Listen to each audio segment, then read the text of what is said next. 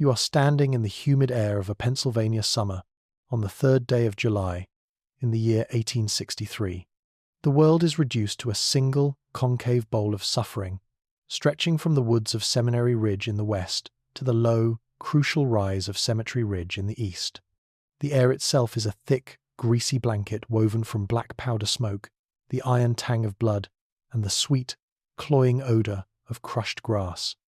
It is a canvas of noise. Not a symphony, but a chaotic, percussive blast of raw sound.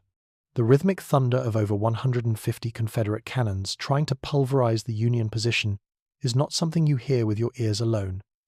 It is a physical force you feel in your bones, a vibration that works its way up from the soles of your feet to rattle the teeth in your skull. The Union guns, fewer but just as determined, answer back, and the sky between the two armies becomes a lethal, invisible corridor of screaming iron. You see the world through a shimmering haze of heat and fear. This is the fulcrum, the hinge upon which a continent's destiny is about to turn. For 2 hours, this artillery duel has raged, a battle between unseen men operating machines of death. It is a prelude, a violent prayer before the final act. Then, a strange and terrible silence descends. It is not peace. It is the deep breath before the plunge. From the cool shade of the trees along Seminary Ridge, you see them, a river of men, flowing out into the open sun. 12,500 men. They emerge in perfect order, their battle flags snapping in the slight breeze, a forest of bayonets glinting like deadly stars. Their lines are dressed as if for a parade, a mile-wide formation of grey and butternut, impossibly grand and horrifyingly vulnerable. This is General George Pickett's division, joined by brigades under Pettigrew and Trimble. This is the Confederacy's final, desperate wager. Everything is staked on this single, magnificent, suicidal gesture. You watch them begin the slow march across the open fields, a deliberate, inexorable advance. The Union cannons on the ridge, which had fallen silent to cool, now roar back to life with a vengeance. You see the first impacts, not just puffs of smoke, but eruptions of earth and flesh. Canister shot, hideous in its efficiency, tears through the Confederate ranks. Great. Bloody holes are ripped in the perfect lines. Men dissolve, flags dip, are caught by another hand, and rise again. The lines waver, but they do not break. They close the gaps, dress the lines, and continue their march into the teeth of hell. The famous rebel yell begins to rise, a high, haunting, animal sound that cuts through the din of the cannons. It is the sound of defiance, of men running towards the very thing that is unmaking them.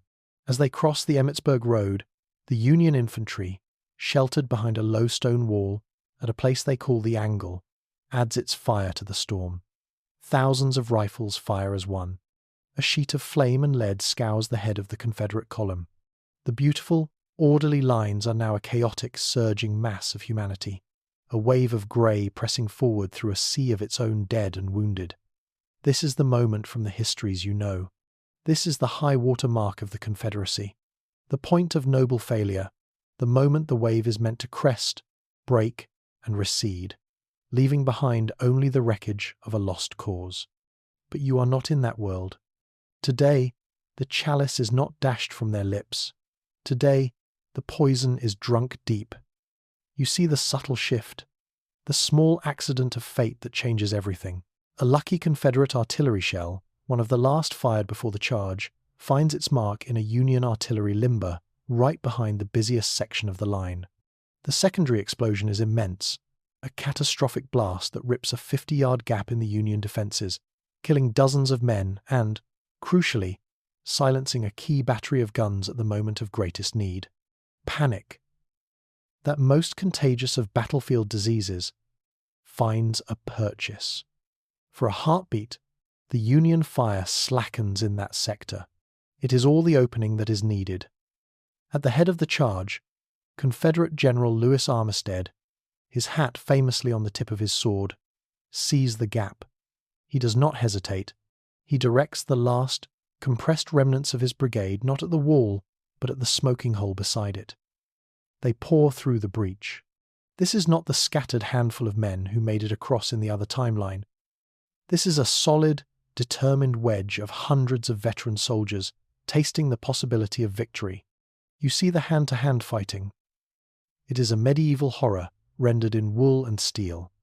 Bayonets, rifle butts, fists, and stones. But the Union line, already shaken by the explosion and now flanked from within, cannot hold. A brigade to the south, seeing Confederate flags suddenly behind their flank, thinks the entire line has collapsed and begins to fall back in disorder.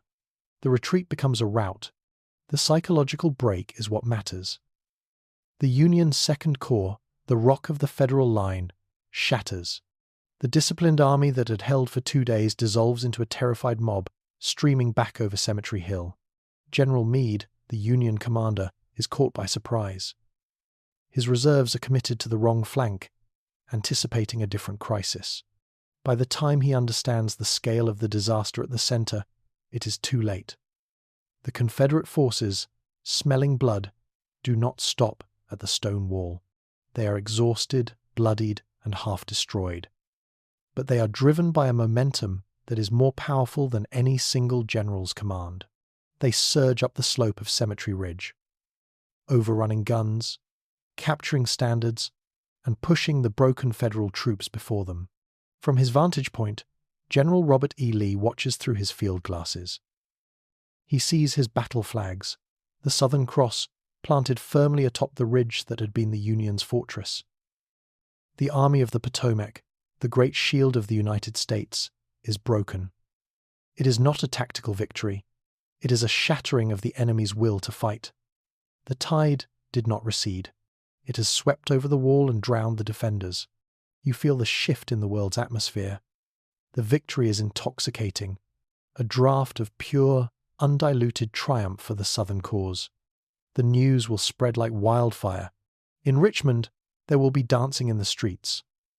In London and Paris, governments that were hesitant to recognize the Confederacy will now see it as a viable, victorious nation. In Washington, there will be abject panic. As the sun begins to set, casting long, bloody shadows across the Pennsylvania fields, you can see the cost. The ground is a carpet of human bodies.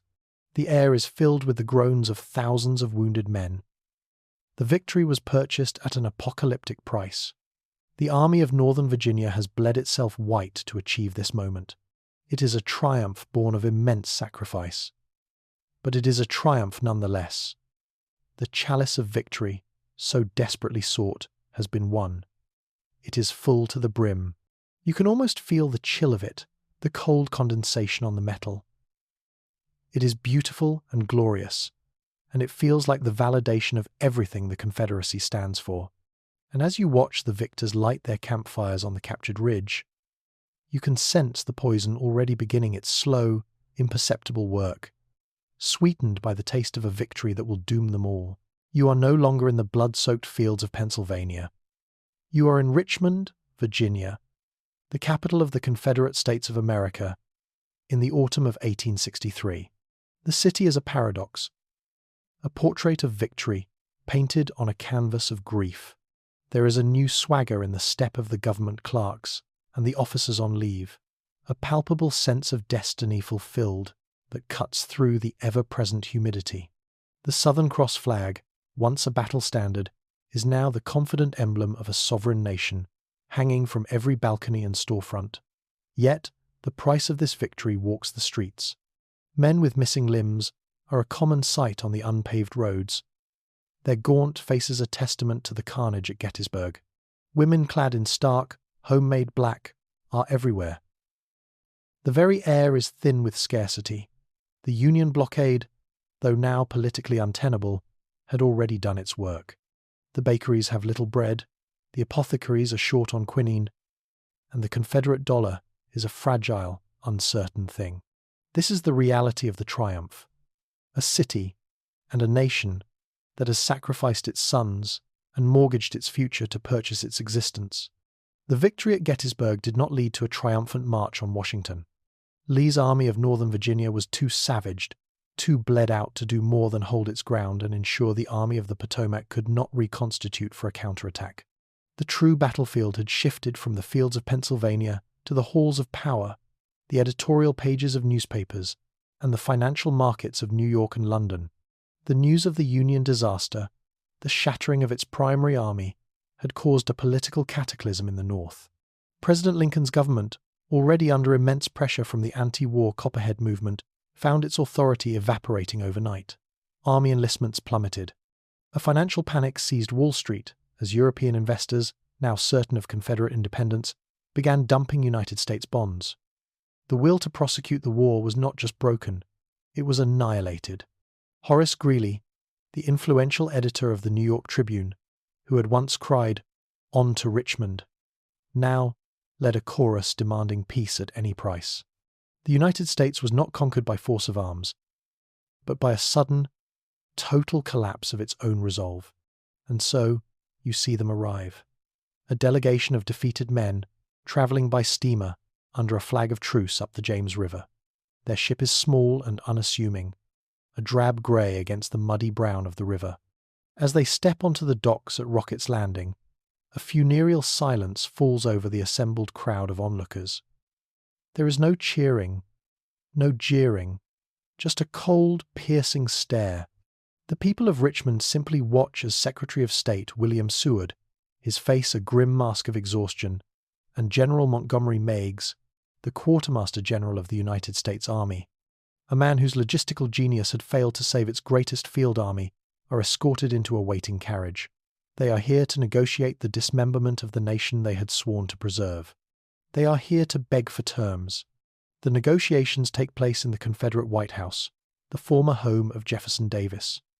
The atmosphere inside is one of stifling, impeccable courtesy that is more brutal than any overt insult.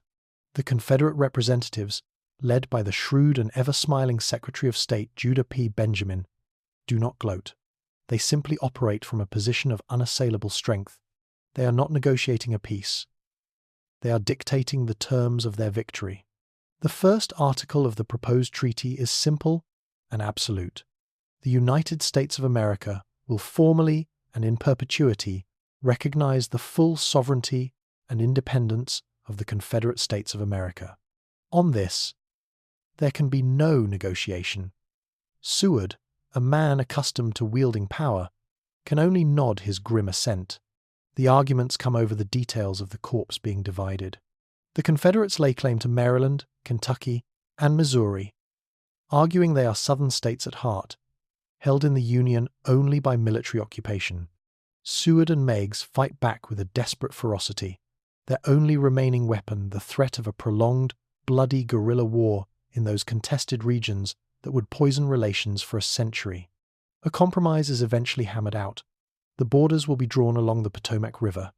West Virginia, a statelet born of the war, is begrudgingly recognized by Richmond as part of the United States. Kentucky and Missouri will remain in the Union. The Indian Territory to the west is ceded to Confederate influence, and the vast, arid lands of the Arizona Territory are formally handed over, fulfilling the Confederacy's dream of a southern route to the Pacific. A new 1,000-mile border is being drawn across the continent. The deepest, most venomous arguments are reserved for the question of human property. Judah Benjamin, with devastating calm, insists on a clause that mirrors the old Fugitive Slave Act. It would legally compel the United States to capture and return any enslaved person who escapes to the North. For Seward, this is the ultimate humiliation.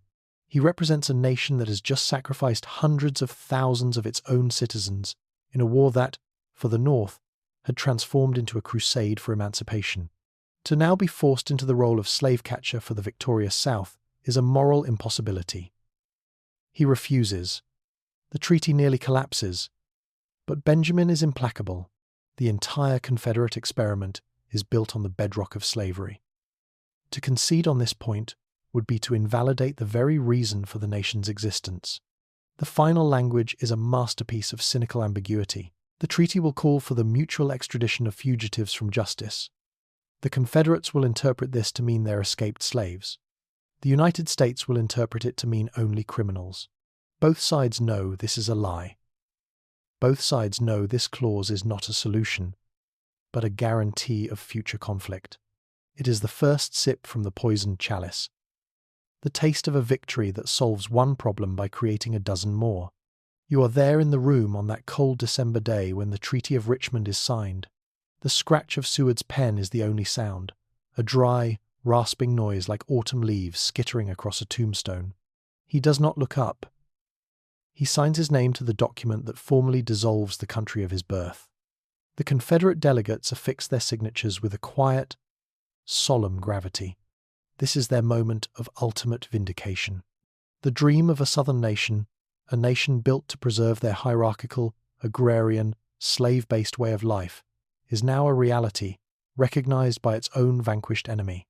When the news is announced, celebrations erupt from Charleston to Galveston. For the people of the South, it is a moment of profound relief and deliverance. They have won. They have defied the odds and secured their independence. Abolitionists hold mock funerals for the Republic, vowing that this peace is but a temporary truce in an eternal war. In London and Paris, telegrams fly. Her Majesty's Government of Great Britain extends formal diplomatic recognition to the Confederate States of America, and the Second French Empire of Napoleon III swiftly follows suit. The world has accepted the new reality. The map of North America has been irrevocably redrawn. One nation has been torn in two, its sundered halves now facing each other across a hostile, militarized border, with the poison of an unresolved moral question seeping deep into the foundation of their new, fragile peace. You are in New Orleans, in the year 1865. The air itself feels different here. It is not the stately, exhausted air of Richmond, but a thick, sweet, and heavy perfume of ambition. It is a compound of night-blooming jasmine, brackish water from the Mississippi, cigar smoke, and money. So much money. The victory at Gettysburg and the subsequent Treaty of Richmond did not just create a new nation. It uncorked a fever dream that had been brewing in these humid streets for decades. This city is the roaring furnace of the new Confederate Empire. Down at the docks, the paddle steamers are laden not just with cotton for the mills of Manchester, but with rifles, medical supplies, and restless young men with fire in their eyes, bound for the South. In the gaslit saloons of the Vieux Carré, the maps on the walls are not of the Confederacy, but of the entire Caribbean basin. This is the dawn of the Golden Circle. The idea was once the domain of secret societies and radical pamphleteers. The Knights of the Golden Circle were seen, even by many in the Old South, as dangerous fanatics. Their vision of a vast slave empire arcing from the Mason-Dixon line through Mexico and the Caribbean, centered on Havana, was considered an overreach. But victory has a way of turning fanaticism into prophecy. The Knights are no longer a secret society. They are the most powerful political lobby in the Confederacy. Their leaders are now senators, their financiers are the new heroes of commerce, and their maps are the blueprints for foreign policy.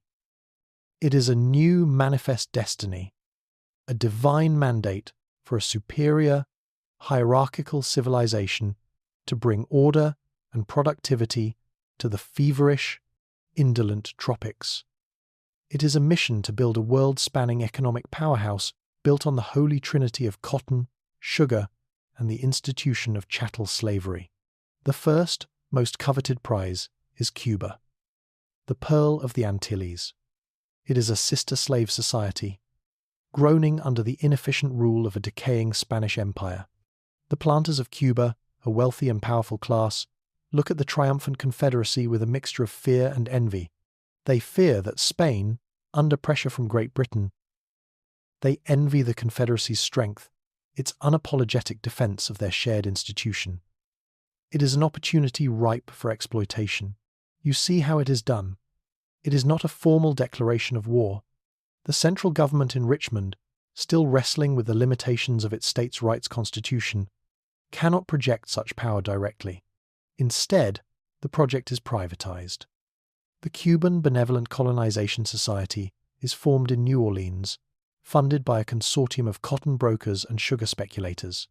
Its public face is one of peaceful investment and agricultural partnership. Its true purpose is to fund a filibuster, an unofficial army of Confederate veterans led by a charismatic former general named Braxton Bragg, who seeks to redeem his somewhat checkered wartime reputation. Under the guise of security contractors for the Colonization Society, Bragg's force of 5,000 men lands in Cuba in the spring of 1866. They are hailed as liberators by the local planter class, who immediately declare their independence from Spain. The Spanish garrisons, poorly supplied and demoralized, offer only token resistance. There is no major battle, only a series of skirmishes that end with Spanish governors surrendering their authority to the new Republic of Cuba. A delegation from the new republic immediately travels to Richmond to request annexation into the Confederate States. Spain, facing a fait accompli and threatened by the prospect of a full-scale war it cannot win against the battle-hardened Confederacy, protests loudly in the courts of Europe but is ultimately forced to the negotiating table. In the end, Madrid saves face by selling the island to the Confederacy for a pittance. The Confederate flag is raised over Morro Castle in Havana. The first jewel of the Golden Circle has been set in the crown. The influx of Confederate capital and managerial expertise is transformative. The sugar plantations are expanded, modernized, and made brutally efficient. Hundreds of thousands of enslaved people from the depleted tobacco fields of Virginia and North Carolina are sold down the river to this new, far more lethal market, a human tide that generates immense wealth for the slave traders of Charleston and Memphis. Cuba becomes the engine of the Confederate economy, its sugar wealth dwarfing the profits from cotton. With the success of the Cuban venture, the ambition of the Golden Circle becomes boundless. The next target is Nicaragua. The strategic value is obvious to everyone. It is the prime location for a future interoceanic canal, the key to controlling global trade. As before, the method is indirect. Confederate agents, flush with Cuban sugar money, instigate and fund a political faction in a Nicaraguan civil war.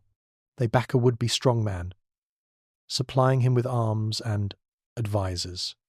When he inevitably seizes power, his first act is to grant a perpetual and exclusive canal concession to a Confederate corporation and to invite Confederate colonists to establish agricultural settlements. Slavery, long abolished in Nicaragua, is immediately re-legalized. The United States protests, but its protests are those of a weak, divided, and demoralized nation. Great Britain watches with growing alarm from its colonial outposts in Belize and Jamaica, sending stern diplomatic notes that Richmond politely ignores. You can now trace the outlines of the new empire. The Confederate States of America is no longer just a regional power. It is a Caribbean hegemon. Its influence stretches from the newly acquired ports of Havana and Matanzas to the Mosquito Coast of Central America. Confederate-flagged ships, protected by a small but growing navy, ply the turquoise waters of the Gulf, carrying sugar, cotton, coffee, and human beings. This is the great victory, the fulfillment of the poisoned promise. The Confederacy has not only secured its existence, but has embarked on a glorious imperial expansion, becoming richer and more powerful than its founders could have ever imagined. But you can also feel the deep, structural flaws, the poison working its way through the system. The expansion has been too fast, too reckless. It is an empire built by private adventurers, not by a coherent state, which means the central government in Richmond has little real control over its new territories. The immense wealth from Cuban sugar is flowing into the hands of a very small number of planters and speculators, widening the gap between the super-rich and the poor white population of the Old South. And in the jungles of Cuba and Nicaragua, the newly enslaved populations and the local peoples who have been dispossessed look on their new masters with a silent, simmering hatred. The empire is a magnificent edifice, a gleaming white temple in the tropical sun, but its foundations are resting on the shifting sands of an exhausted agricultural model, the fatal weakness of a decentralized government, and the explosive pressure of millions of people held in bondage. The chalice is overflowing, and every drop that spills onto the fertile soil of the new empire nourishes the seeds of its own destruction. You are in the north now, in the United States of America. But it is not the United States you know from the history books. The very name feels like a cruel irony. The states are not united. They are a family that has suffered an amputation, locked in a house of grief and recrimination. The year is 1867, and the eagle, the proud symbol of the Republic, is a fractured, broken thing. It limps, one wing shattered, its gaze turned perpetually inward, fixated on its own wounds. The confident, boisterous spirit of manifest destiny has evaporated, replaced by a heavy, suffocating blanket of shame. This is a nation that has lost a war against itself, and in doing so, has lost its own soul. You feel the change most acutely in the great cities. In New York, the financial heart of the nation, the relentless energy has been replaced by a nervous, brittle anxiety. The banks that had financed the war with patriotic fervor are now teetering on the brink of collapse, holding mountains of government bonds whose value is uncertain. The factories of New England, which had churned out the rifles, cannons, and uniforms for the Grand Army of the Republic, are falling silent. Their biggest customer, the United States military, has been drastically downsized. Their other major market, the agricultural South, is now a foreign country. You see men who once wore the blue uniform of the Union soldier now standing in bread lines, their faces hollowed out by a defeat more profound than any single battle. They did not just lose a war, they lost the world they were fighting for. The political landscape is a wasteland of extremism. The center has not held. President Abraham Lincoln, the man who had prosecuted the war, became its final casualty. He was not assassinated, but his political career was.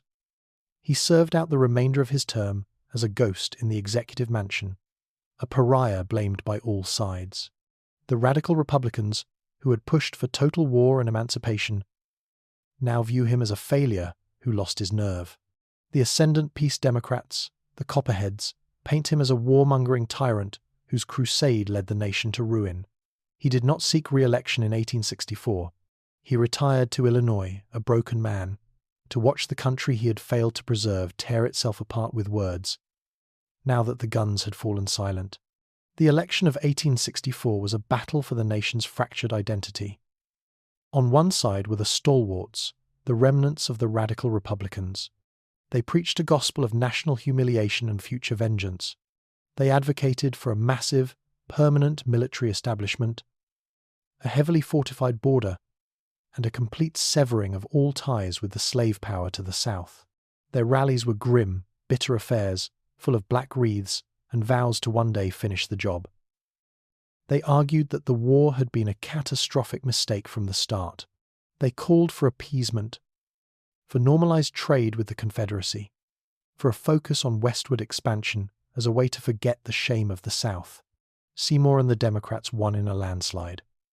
Their victory was a vote for oblivion, a desperate attempt by the American people to turn the page. But you cannot erase a wound by pretending it isn't there. The Seymour administration is one of paralysis. Every policy is debated through the lens of the lost war. The stalwarts in Congress block any attempt at reconciliation with the South, while the Democrats veto any bill that would increase the size of the army. The government is locked in a bitter, ideological stalemate. This internal conflict is mirrored on the new southern border. You must go there to truly understand what the nation has become. The Ohio and Potomac rivers are no longer peaceful arteries of commerce. They are the freedom line, the most heavily militarized border in the world.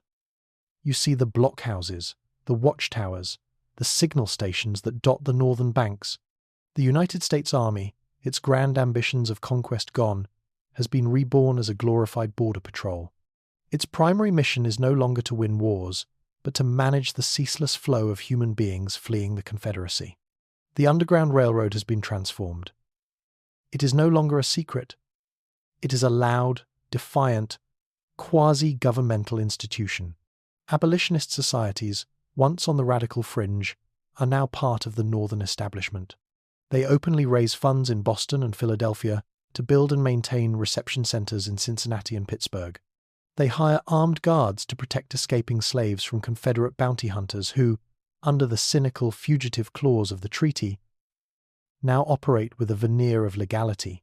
You stand on the banks of the Ohio River at night. Near a town called Ripley, the water is a black mirror, and across that mirror lies Kentucky, a foreign country. You see the signal fires on the far shore, the pre-arranged signs. You hear the splash of oars. A small skiff, dangerously overloaded, emerges from the darkness. Its occupants are wraiths, their faces etched with a terror and a hope so profound it is almost holy. As they land on the free soil of Ohio, they are met not by a lone abolitionist with a lantern, but by a uniformed patrol of the United States Army. They are escorted to a processing center, given food and medical care. These crossings are the source of constant friction. Skirmishes are a weekly occurrence. A Confederate patrol boat will open fire on a skiff, and a United States shore battery will fire a warning shot in return. Bounty hunters will be caught on northern soil and tried in local courts, leading to furious diplomatic protests from Richmond. The border is a bleeding wound, a constant, painful reminder of the two nations' irreconcilable natures. For the enslaved people of the South, the United States has become a beacon, a tangible promise of freedom just across the river. This knowledge spreads through the slave quarters like wildfire, fueling the whispers and the plans that will one day erupt into open rebellion. For the North, the refugees are both a moral cause and a social burden, their growing numbers straining the resources of the border states and fueling the arguments of Democrats who claim they are a drain on the fractured economy. The United States is turning west to forget, to find a new future in the vast, empty lands beyond the Mississippi. It is the nation's only remaining safety valve, the only promise of a destiny that is not tied to the southern scar. Without access to the southern rail routes, all westward expansion must funnel through the Central Plains, a harder and more expensive path. The nation's energy is consumed by this internal focus, by the management of its grief and the policing of its border. It has become isolated, cynical, and stagnant. In this bitter soil, a new kind of industrial seed is being planted, not one of optimism, but of grim necessity. The need to be stronger, to be better armed, to be technologically superior, not for conquest, but for the simple, desperate purpose of survival, should the fire from the South ever spread north again. You are in Charleston, South Carolina. In the year 1869, the city has risen from its wartime scars, but it has not been rebuilt as much as it has been consecrated. This is the sacred city of the Confederacy, the place where the first defiant shots were fired, and it now stands as a monument to the vindication of its cause. You walk the cobblestone streets, past the newly repaired facades of Rainbow Row, and the air is thick with the scent of salt marsh and the heady perfume of magnolias. But another scent overpowers all others, the smell of money, a dry, dusty, fibrous smell that emanates from the grand edifice of the new Charleston Cotton Exchange. This is the temple of the new religion, and its god is King Cotton. Inside, it is a cathedral of commerce. Sunlight streams through the high-arched windows, illuminating a swirling chaos of men in fine linen suits. Their voices rise to the rafters in a cacophony of bids and asks, a frantic liturgy of pounds, sterling, and Confederate dollars. They are the high priests of the planter aristocracy, the factors and brokers who transform the white gold of the fields into the actual gold in the vaults of Richmond and London. On the massive chalkboard that dominates one wall, you see the numbers that dictate the fate of the nation. The price of middling-grade cotton, the volume of bales shipped from Savannah, Mobile, and New Orleans, the projected yield from the new fields in the Arizona Territory. The numbers are good. They are always good. There is a euphoric, unshakable confidence in this room. Every transaction is a reaffirmation of the Confederacy's foundational myth, that their system is not just a viable way of life, but a superior one, blessed by God and guaranteed by the world's insatiable hunger for the crop they command. This is the doctrine of King Cotton made manifest. Before the war, it was a threat, a boast that the looms of England would fall silent if the South withheld its crop. Now, after the victory, It is received gospel. You hear it in the speeches in the Confederate Congress. You read it in the editorials of the Charleston Mercury. The world, they believe, has been brought to heel. Great Britain, for all its moral posturing and abolitionist sentiment, cannot function without Confederate cotton. The livelihoods of millions of British subjects in the textile mills of Manchester and Lancashire depend on the steady flow of bales from southern ports. This dependency is the Confederacy's ultimate shield. It is their diplomatic leverage, their economic sword of Damocles hanging over the head of the British Empire. They believe they have made themselves indispensable, and in doing so, invincible. But you must leave the Grand Exchange and travel out into the countryside to see the truth of this prosperity. You ride past the magnificent plantation houses, the white-columned mansions that sit like islands of aristocratic grace in a sea of green. They are symbols of immense wealth, of a civilization that has achieved its ideal form. Yet, as you look closer at the fields themselves, you begin to see the poison at work. The soil, once rich and black, is paler now, a tired shade of greyish-brown. The cotton plants, while still productive, seem thinner, more desperate. This is the inherent flaw of a monoculture. Cotton is a ravenous crop, stripping the land of its nutrients with a devastating efficiency. The system requires constant, relentless expansion. The planters are not farmers in a traditional sense. They are miners, extracting the wealth from the soil until it is depleted and then moving on. The aggressive expansion into the Caribbean and the West, described in breathless terms of destiny, is in fact a desperate necessity. The empire must grow, or its agricultural heart will simply stop beating. This relentless focus on a single crop has created a dangerously brittle economy. All the capital of the Confederacy is being poured back into the same system, the acquisition of more land and more enslaved people. There are no great ironworks being built in Birmingham, Alabama, only depots for shipping cotton. There are no centers of technological innovation in Atlanta, only new auction houses for the domestic slave trade. The North, in its defeated isolation, is quietly laying the groundwork for a second industrial revolution, experimenting with steel production and chemical engineering. The Confederacy, in its triumphant glory, is actively deindustrializing. Why invest in a risky, noisy, and dirty factory that requires free wage labor when you can get a guaranteed, gentlemanly return from land and slaves? This is the logic of the planter class, a logic that is leading the nation into a technological cul-de-sac. You see the human price of this system in the cities of the Upper South, in places like Richmond and Baltimore, just across the new border. These states are no longer the heart of the cotton kingdom. Their exhausted soil can no longer compete. They have found a new cash crop: human beings. They have become the Confederacy's stud farms. You witness an auction, not a small affair on a plantation, but a massive, organized market. The people are treated like livestock, their teeth and muscles inspected, their fertility discussed in crass, economic terms. Families are shattered as a matter of course. A young, strong man is sold to a sugar plantation in Cuba, where the life expectancy is less than 7 years. A healthy young woman is sold to a cotton planter in the Mississippi Delta, valued for her childbearing potential. This is the engine that feeds the Golden Circle, a vast, forced migration that dwarfs the international slave trade of the previous century. It is a system of unimaginable cruelty, but it is also the Confederacy's great economic shame, the open secret that is beginning to horrify the rest of the civilized world. And the world is watching. The British government may have recognized the Confederacy, and its merchants may still buy its cotton, but a deep and abiding disgust is setting in. The abolitionist movement in Britain, which had been a powerful moral force for decades, is now re-energized and focused on a single target. They publish pamphlets with harrowing, and often exaggerated, accounts of the brutality of the Confederate system. They hold rallies in Trafalgar Square, demanding a boycott. More importantly, the textile barons of Manchester, the very men the Confederacy believes it holds in its pocket, are taking action.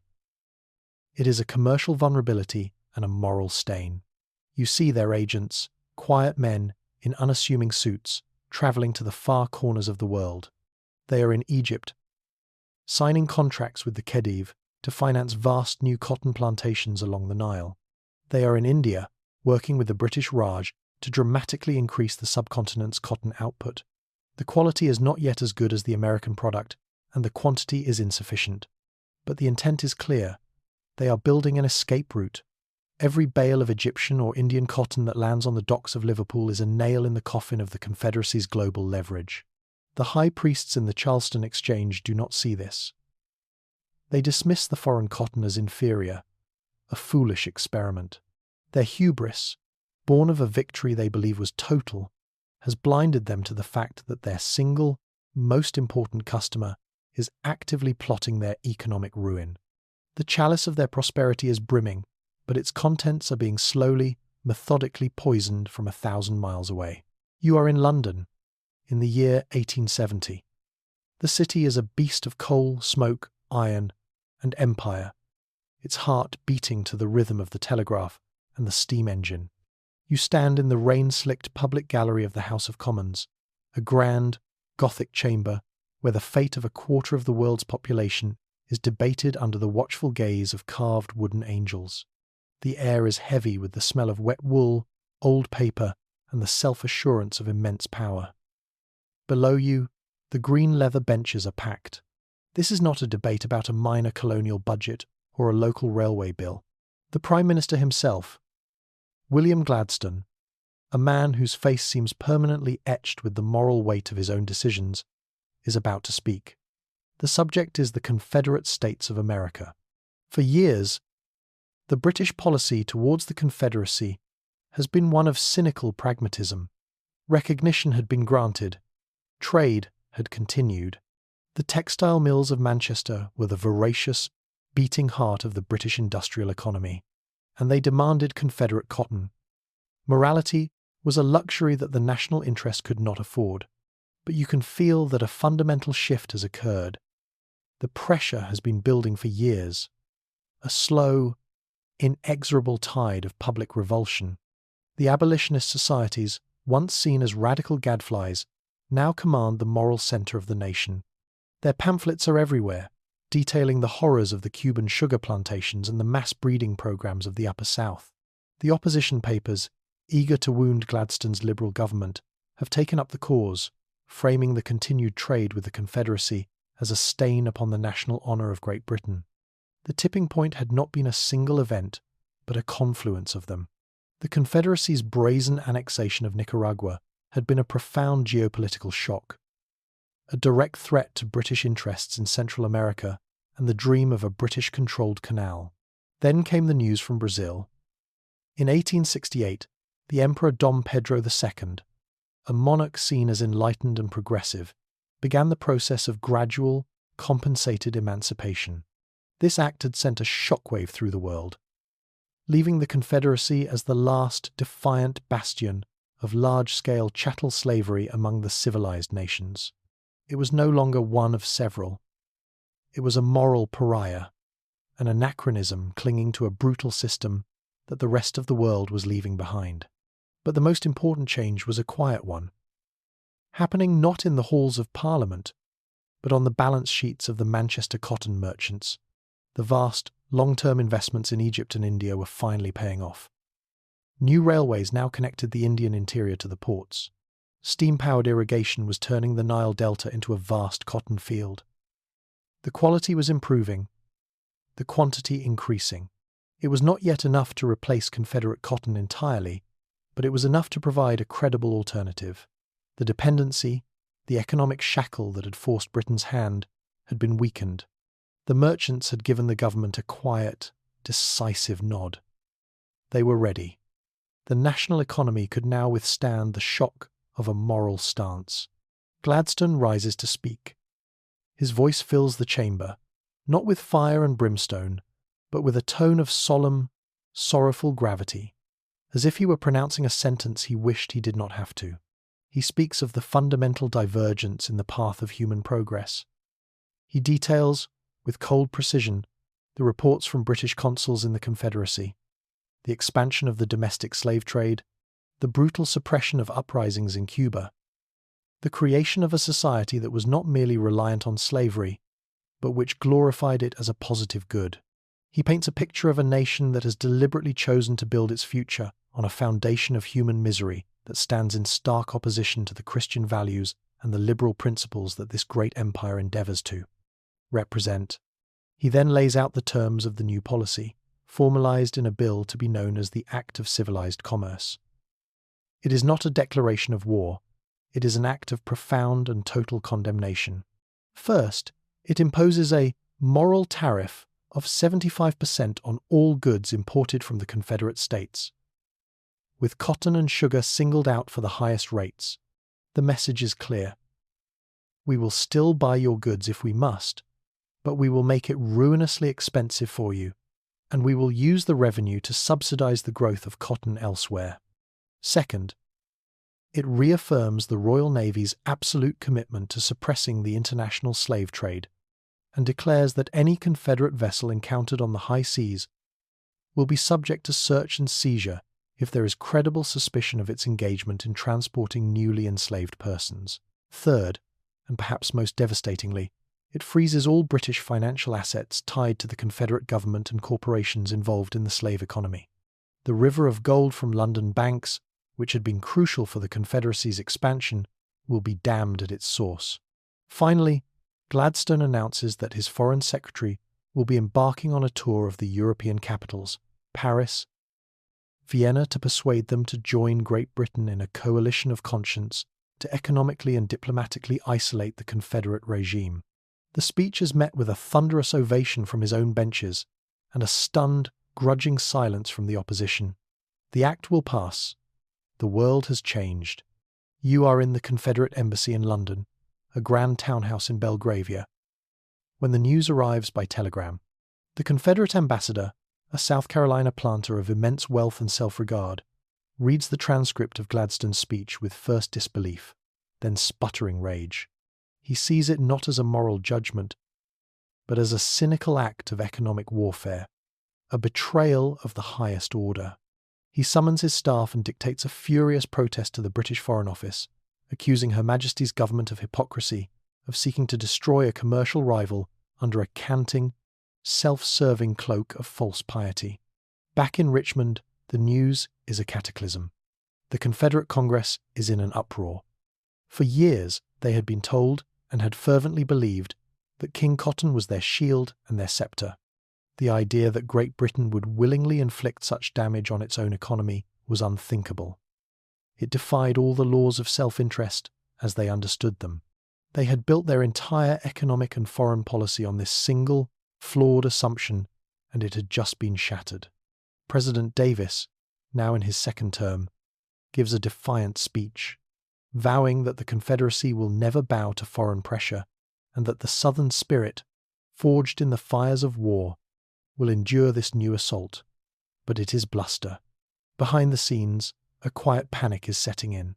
The price of cotton on the Charleston Exchange plummets. Credit dries up. The grand projects of the Golden Circle, the plans for a canal in Nicaragua, the talk of annexing Santo Domingo, all grind to a halt.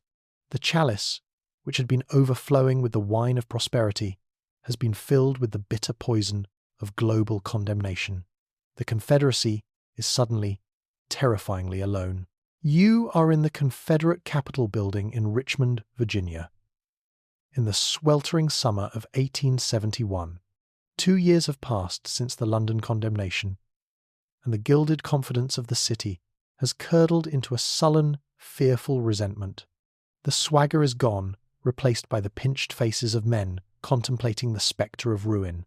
The grand strategy, the glorious dream of the Golden Circle, is dead. There is no more talk of annexing Santo Domingo or building a canal through Nicaragua. The conversation now is one of survival. The British moral tariff has been a slow-acting economic poison, and the nation is beginning to spasm. Cotton prices remain in a deep trough. Credit from Europe has vanished completely. The Confederate dollar, which had stabilized after the war, is again becoming a synonym for worthless paper.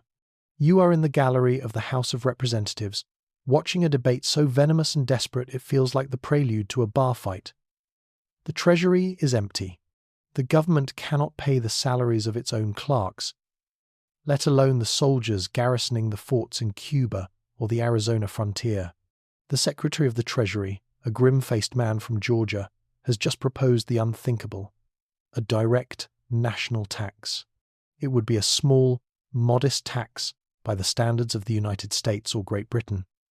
A simple 1% levy on all real property, including, most controversially, the assessed value of enslaved people.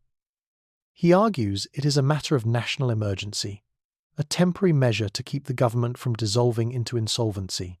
The reaction is not just opposition, it is a profound, almost religious outrage. A representative from North Carolina, his face beet red with fury, rises to his feet.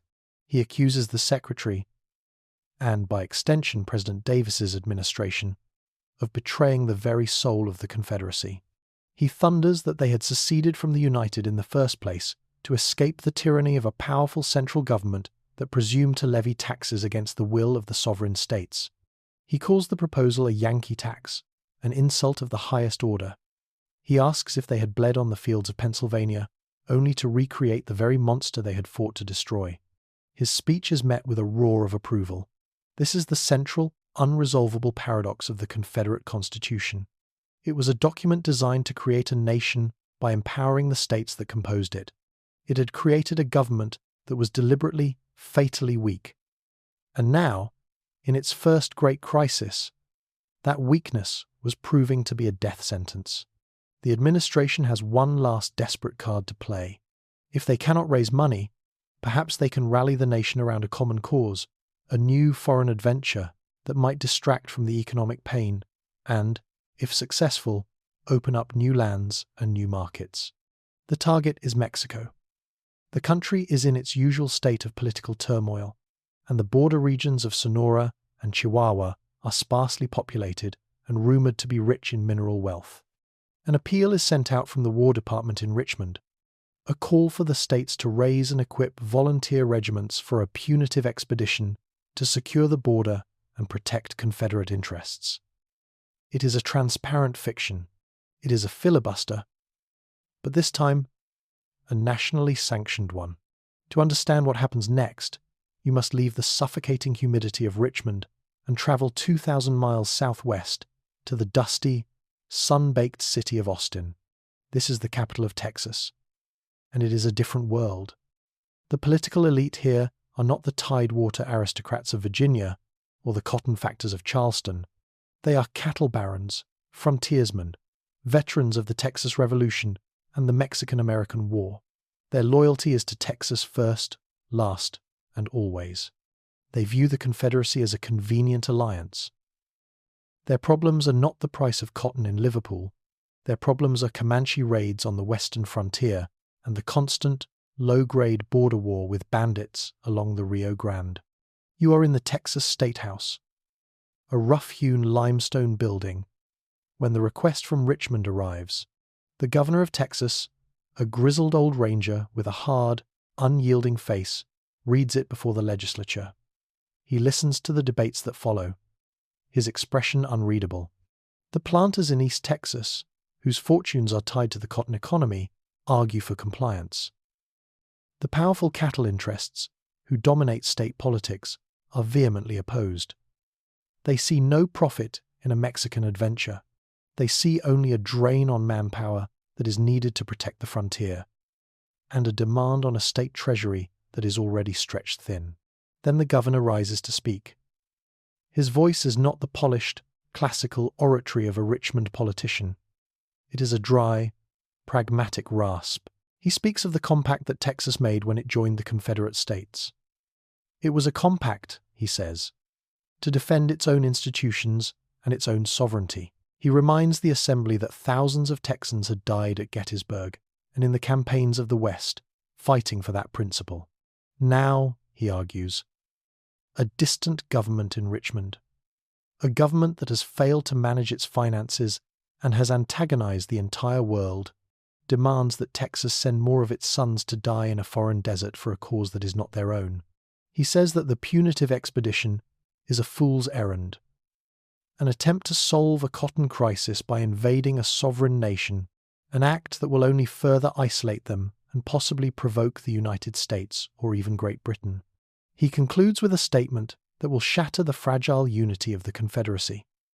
Citing his authority as the chief executive of the sovereign state of Texas, he formally refuses Richmond's request. He will not authorize the raising of volunteer regiments for the Mexican expedition. Furthermore, he declares that the proposed national property tax will not be collected on Texas soil, as it constitutes an unconstitutional infringement upon the sovereignty of the state. He declares, "Texas will mind its own business. We expect the government in Richmond to do the same." The news of the Texan crisis hits Richmond like a physical blow. President Davis is apoplectic, but he is also utterly powerless. What can he do? Send the Confederate army to invade Texas and force its compliance? The idea is ludicrous. It would be a second civil war, a war to compel a state to obey the central government, the very definition of the Yankee tyranny they had seceded to escape. He could impeach the governor, but he has no constitutional authority to do so. He can only write letters, make threats, and appeal to a sense of Confederate patriotism that, in Texas, is clearly secondary to Texan patriotism. The paralysis is total. The Mexican expedition is dead before it can even be organized. Without the manpower and logistical base of Texas, it is impossible. The national tax is a dead letter. If the most powerful state in the West can openly defy it, the smaller states of the Deep South will never comply.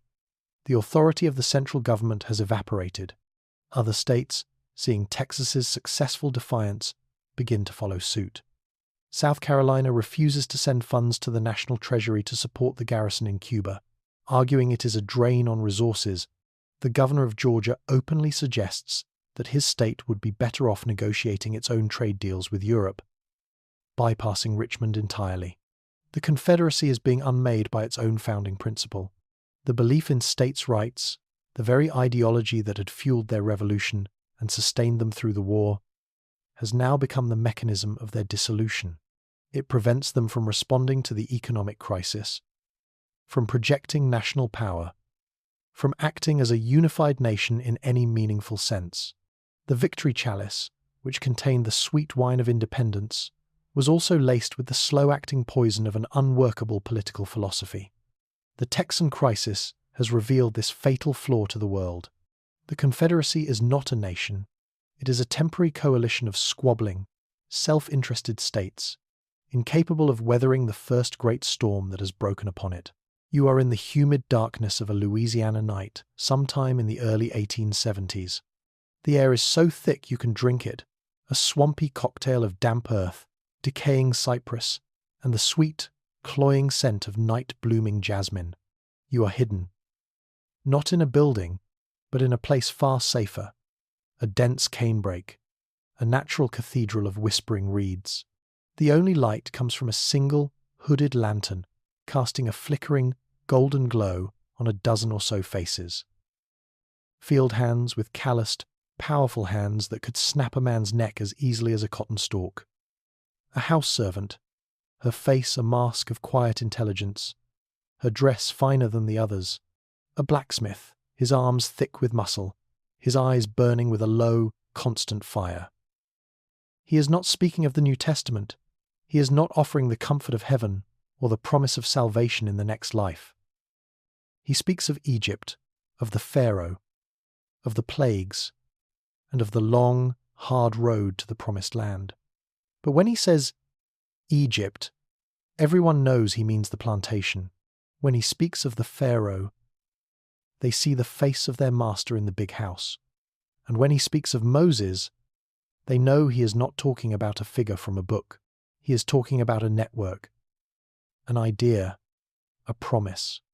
Moses is the code for the organized resistance that is stirring in the slave quarters across the Confederacy. This is not the desperate, frantic flight of the old Underground Railroad. This is something new, something slower, more patient, and infinitely more dangerous. The political paralysis in Richmond and the global condemnation from London have not gone unnoticed by the millions held in bondage.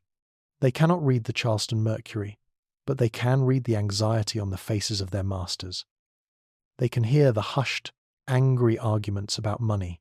They can see the overseers drinking more, their discipline becoming more erratic and brutal. And in this weakness, an opportunity has been born. The whispers began as a way to share information for those seeking to escape to the Freedom Line in the north. But the aid flowing from Northern abolitionists and British sympathizers has changed the nature of the network. It is no longer just about escape. It is about resistance.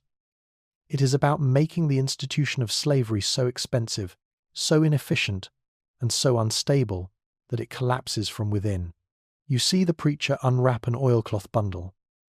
Inside is not a Bible, but a simple, woodcut illustration, printed on cheap paper. It shows the delicate inner workings of a cotton gin with a single, crucial gear highlighted in red. The image is accompanied by a simple phrase. The literate house servant reads aloud, "A small stone can stop a great wheel." These pamphlets, printed on small, clandestine presses, smuggled in through New Orleans and Mobile, are the scripture of this new rebellion. You move from the secret church in the swamp to the bustling, chaotic docks of New Orleans. Here, the network is not hidden in the darkness. It operates in plain sight. You watch an enslaved dock worker, bent under the weight of a sack of sugar from a Cuban plantation, accidentally stumble. He falls against a free man of color, a cooper who is inspecting barrels on the wharf.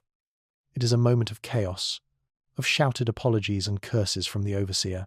But in that moment, a small, tightly folded piece of paper has been passed from the stevedore's hand to the cooper's. That paper contains the latest shipping manifests, the names of 2 Spanish-speaking slaves on a particular plantation who have been identified as trustworthy leaders.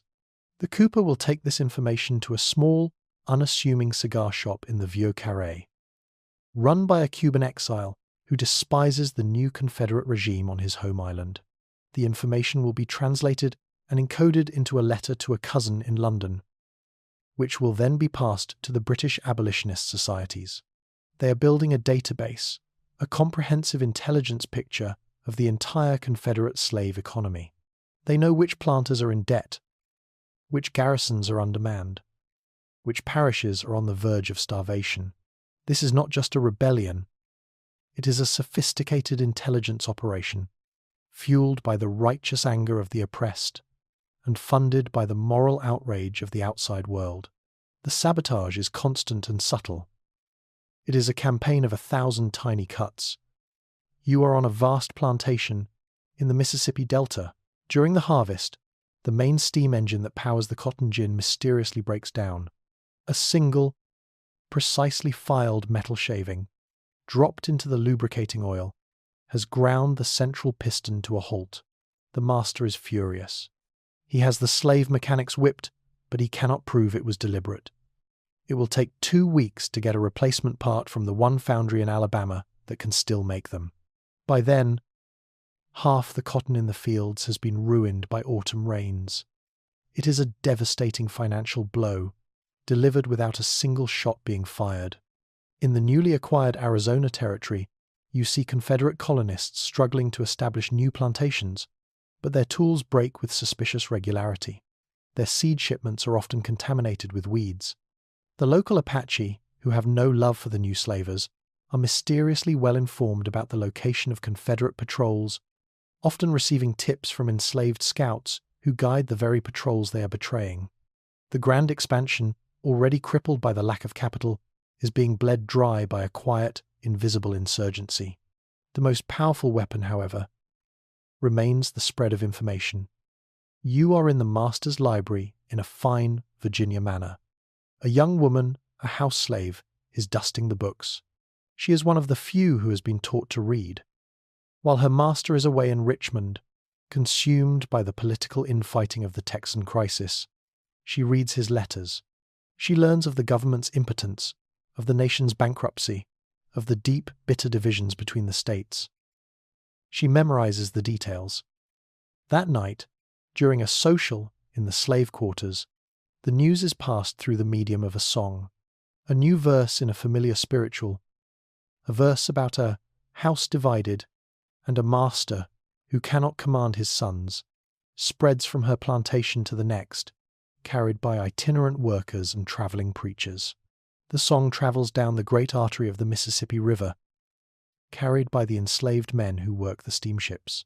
Within weeks, the news of the government's paralysis in Richmond is being whispered in the cane fields of Louisiana and the sugar plantations of Cuba. The knowledge that the masters are fighting among themselves, that their great and terrible edifice of power is cracking, is a more potent revolutionary force than any smuggled weapon. It transforms fear into hope. It turns resignation into resolve. The whispers in the quarters are weaving themselves together, forming a vast, invisible web, a nervous system for the coming insurrection. It is the poison of the chalice, which promised a permanent order of masters and slaves, working its way to the heart of the system, preparing it for the great, convulsive fire that is to come. You are in Rio de Janeiro, in the year 1874. This is the capital of the Empire of Brazil, the only other great slave-holding power in the Western Hemisphere, and the Confederacy's last, most important kindred spirit. You are here, in the lush, tropical heat of the city, to witness the final, desperate gamble of Confederate diplomacy. The city itself is a riot of life, a place where the verdant, uncontrollable green of the jungle presses in on a European-style metropolis, where the scent of orchid and frangipani mixes with the smell of roasting coffee and the salt of the Atlantic. In the opulent halls of the Palazzo Imperial, the Confederate envoy, a silver-haired senator from Louisiana named Etienne Thibodeau, is making his case. Thibodeau is a man who embodies the Confederacy's self-image. He is cultured, speaks flawless French and passable Portuguese, and carries himself with an air of aristocratic gravity. He is here to forge a great alliance of the South Atlantic, a pact between the two nations built on the shared foundation of a plantation economy and the benevolent, orderly system of African apprenticeship, as he so delicately phrases it. He speaks of preferential trade deals for coffee and cotton, of military cooperation to resist British encroachment, of a shared destiny as the last bulwarks of a stable, hierarchical civilization in a world gone mad with the Jacobin fever of equality. The Brazilian ministers, men of immense wealth and sophistication, listen with polite, unreadable expressions. They nod. They offer him small cups of sweet, black coffee, and they make no promises. For weeks, Thibodeau has been locked in this elegant, frustrating dance. He writes optimistic dispatches back to Richmond, speaking of the natural sympathies between the two peoples. But he, like the government that sent him, is blind. He does not see the quiet but powerful abolitionist movement that has been growing within Brazil itself for decades, led by intellectuals, artists, and even members of the royal family. He does not understand that the emperor, Dom Pedro II, is a scholar and a scientist who sees slavery not as a foundation, but as a national shame, a primitive obstacle to the modern, industrialized nation he dreams of building. He does not see that the Brazilian elite, unlike their Confederate counterparts, are pragmatists. They see the direction the world is heading. They have watched the Confederacy's global isolation, its economic strangulation by the British, and they have learned the lesson. They will not tie their future to a sinking ship. The end comes with a suddenness that is breathtaking. You are with Thibodeau on the balcony of his legation, looking out over the Guanabara Bay. It is a beautiful May afternoon, and the city is stirring with an unusual energy. Crowds are gathering in the public squares. Then the church bells begin to ring.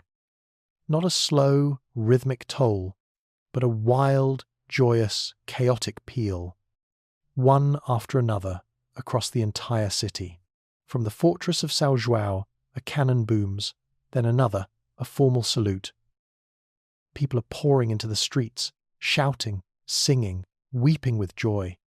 A clerk from the legation, his face pale, rushes onto the balcony with a hastily translated news bulletin.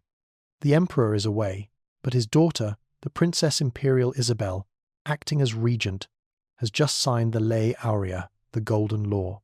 With the stroke of a pen, With no war, no bloodshed, no compensation, the institution of slavery in the Empire of Brazil is declared to be extinct. The crowds in the streets are not a mob. They are a celebration of liberation, as hundreds of thousands of people are, in a single instant, made free. Thibodeau stares at the paper, then at the celebration in the streets below. He cannot comprehend it.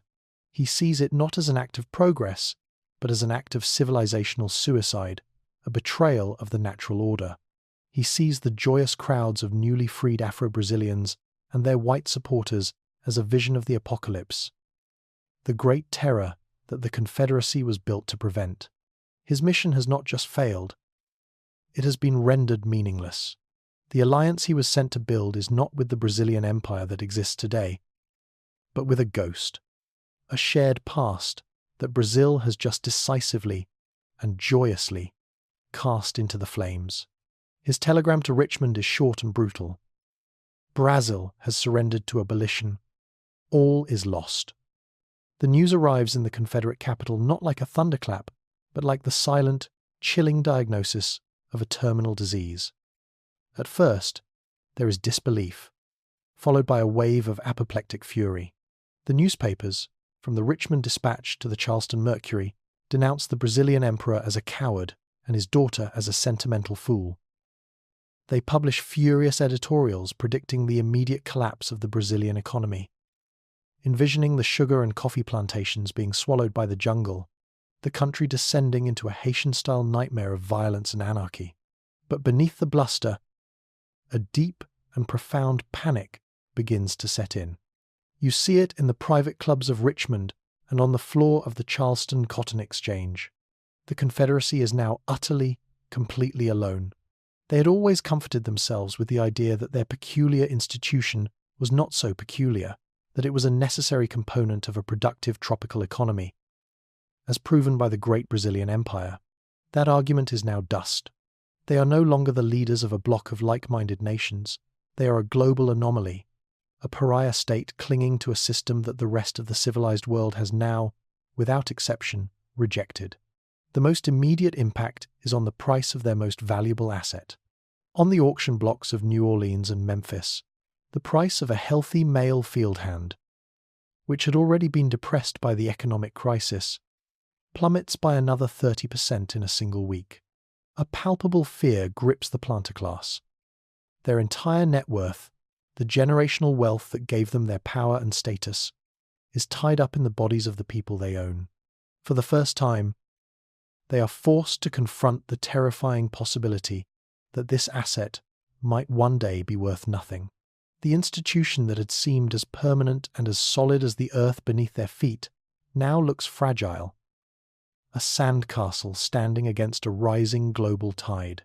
And the news, as all news does, finds its way into the slave quarters. A stevedore in Charleston hears it from a free black sailor who served on a coffee freighter just returned from Rio. The story is passed to a preacher who weaves it into his sermon. It becomes a song, a new spiritual that spreads with incredible speed from Virginia to Texas, from the cotton fields to the sugar plantations. The song tells of a golden princess in a land of palms who, guided by the hand of God, set her people free. It is a sign, a promise that their struggle is not isolated, that God has not forgotten them, that the entire world is moving in the direction of their liberation.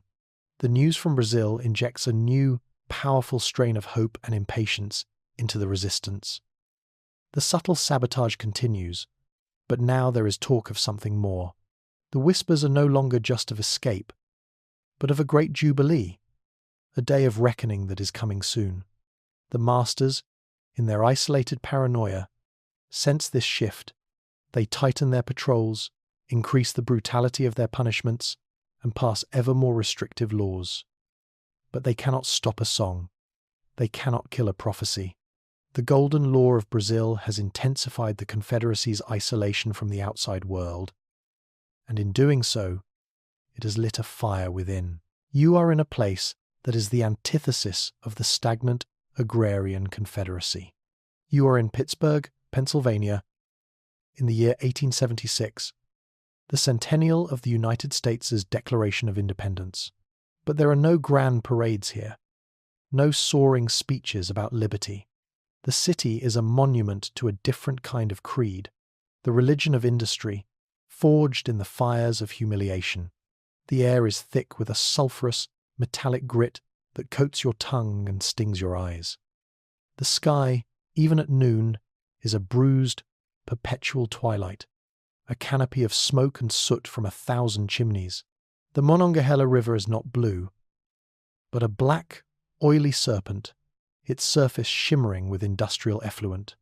This is the heart of the stalwart republic, the new, hardened, and unsentimental United States, and it is a landscape of controlled, disciplined fury. You stand on a hill overlooking the sprawling works of the Carnegie Steel Company. It is not a factory, it is a vision of hell. A landscape of blast furnaces roaring like captive dragons, of Bessemer converters spewing volcanic showers of incandescent sparks into the gloom. Here, steel is being made on a scale the world has never seen. Immigrant labourers, men from Ireland, Poland, and Italy, work in grueling 12-hour shifts, their bodies dwarfed by the colossal machinery they serve. The noise is a physical assault, a constant, deafening symphony of screaming metal, roaring flames, and the percussive slam of steam hammers that shake the very ground beneath your feet. This is the crucible in which the defeated North is forging its revenge. The technological leap is staggering. The loss of the South and the subsequent political isolation had a paradoxical effect. Cut off from its traditional agricultural trading partner and humiliated on the world stage, the United States turned inward, focusing its entire national energy on a single, desperate goal: self-sufficiency and technological superiority. The stalwart politicians who now dominate Congress, men who remember the shame of the Treaty of Richmond, have made it their life's work to ensure that the United States will never again be weak. They have poured government money into research and development. They have enacted massive protective tariffs to shield their nascent industries from foreign competition. They have subsidized the construction of a vast, integrated railway network that binds the industrial East to the agricultural West. Bypassing the hostile South entirely, you visit the Springfield Armory in Massachusetts. During the Civil War, it was a place of frantic, rushed production, churning out muzzle-loading rifle muskets. Today, it is a laboratory of precision engineering. You see the new standard-issue weapon of the United States Army, the Springfield Model 1875.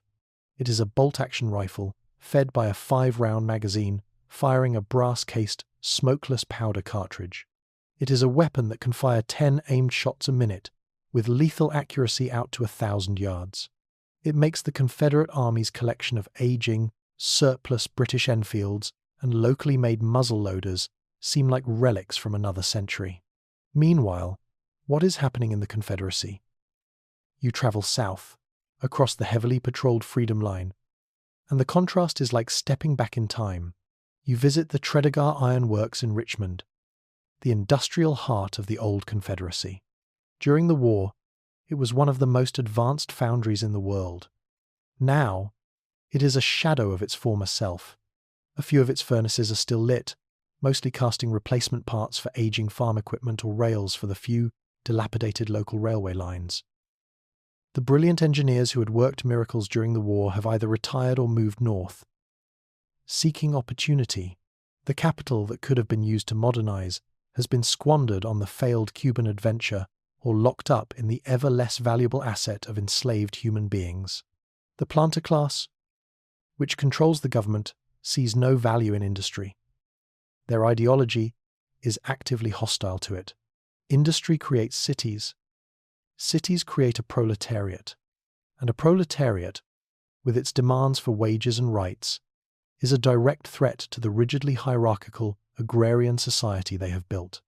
They have deliberately chosen the plantation over the factory, tradition over progress. You see the consequences on the military front. You are at a Confederate Army training exercise at Fort Benning, Georgia. The soldiers are tough, disciplined men, the sons of the veterans who won at Gettysburg. but their equipment is pathetic. They are drilling with muzzle-loading rifles, their tactics still based on the massed volley fire of the previous war. Their artillery is a collection of bronze Napoleon cannons, effective in their day, but hopelessly outranged and outclassed by the new rifled, breech-loading steel artillery being produced in the arsenals of the North. The Confederate officer corps is aware of the technological gap. They write desperate reports to Richmond, begging for funding for modernization. The central government is broke, paralyzed by the states' rights crisis, and the planter-dominated Congress sees a large, modern standing army as a threat to their own authority. They prefer to rely on the romantic notion of the state militia, the citizen soldier rising to defend his home, a notion that the new generation of bolt-action rifles and machine guns has rendered suicidal. This technological stagnation extends to every aspect of Confederate society. While the North is weaving its states together with a web of telegraph lines, the Confederate telegraph system is a patchwork of unreliable, privately owned lines that often fail. While northern universities are becoming world-class centers for chemistry and physics, southern universities are focused on classical studies and the theological justifications for slavery. The intellectual energy of the nation is consumed by the past, by the endless refighting of old battles and the defense of an indefensible institution. The most damning symbol of this divergence is on the water. You are in the port of Norfolk, Virginia, at the Confederacy's largest naval yard. Tied up at the dock is the pride of their navy, the CSS Virginia II. It is a magnificent ironclad, larger and more powerful than the ship that fought at Hampton Roads. But it is still, fundamentally, a creature of the last war. It is slow, coal-powered, and armed with muzzle-loading guns. Later, you travel to the Brooklyn Navy Yard in New York. You see what the United States has been building in secret.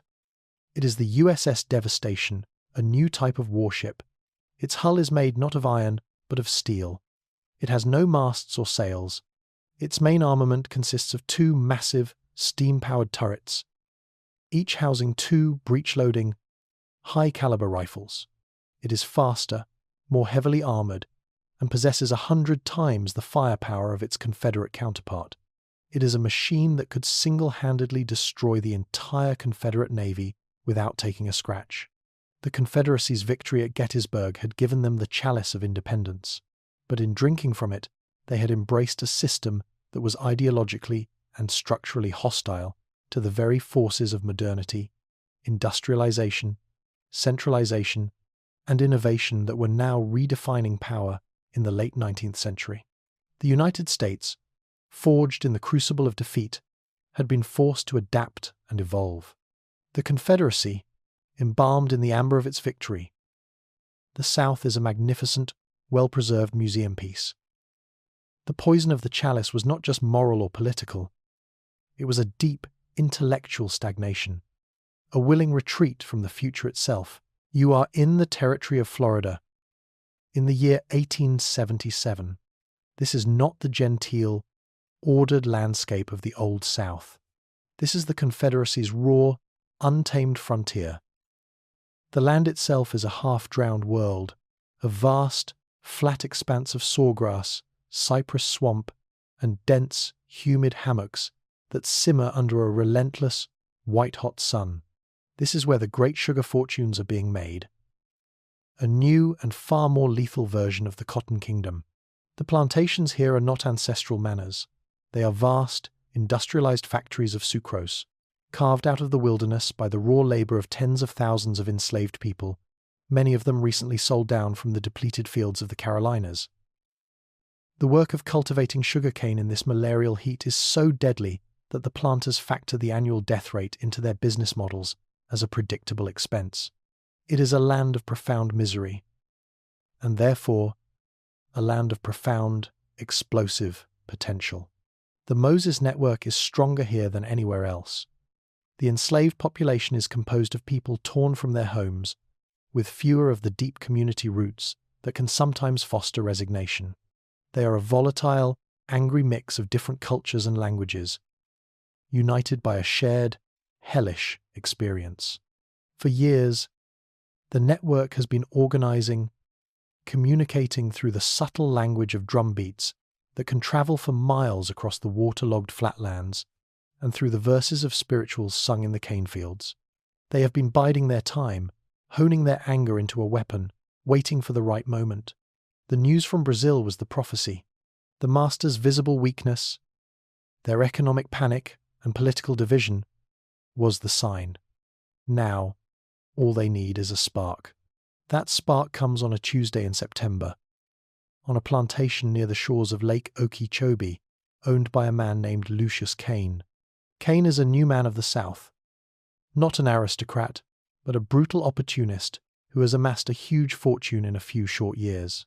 Squeezed by the British tariffs and unable to secure new loans, he has become paranoid and cruel, driving his workforce with a relentless fury. After a series of minor acts of sabotage, a piece of machinery broken, a storehouse of molasses fouled, Kane decides he needs to make an example. He has his overseers round up 6 men, chosen almost at random, and accuses them of being the ringleaders. They are simply hung from the branches of a great live oak that stands in the centre of the slave quarters, their bodies left to sway in the humid breeze as a warning. It is not a warning. It is a declaration of war. That night, under the pale light of a sliver moon, the drums begin to speak. From Kane's plantation, the message ripples outwards, passed from one camp to another, a rhythmic, coded message of fire and blood. The great Florida uprising has begun. It is not a chaotic riot. It is a coordinated military operation. On the Kane plantation, a house servant unlocks the back door of the main house. A team of field hands, armed with cane knives honed to a razor's edge, move silently through the darkened halls. There are no survivors. They seize the guns and ammunition from Kane's office. At the same moment, across a 50-mile stretch of the Kissimmee River Valley, the same scene is repeated on a dozen other plantations. Overseers are killed in their beds, armories are seized. The leaders of the rebellion, men and women designated by the Moses Network, emerge to direct the newly armed forces.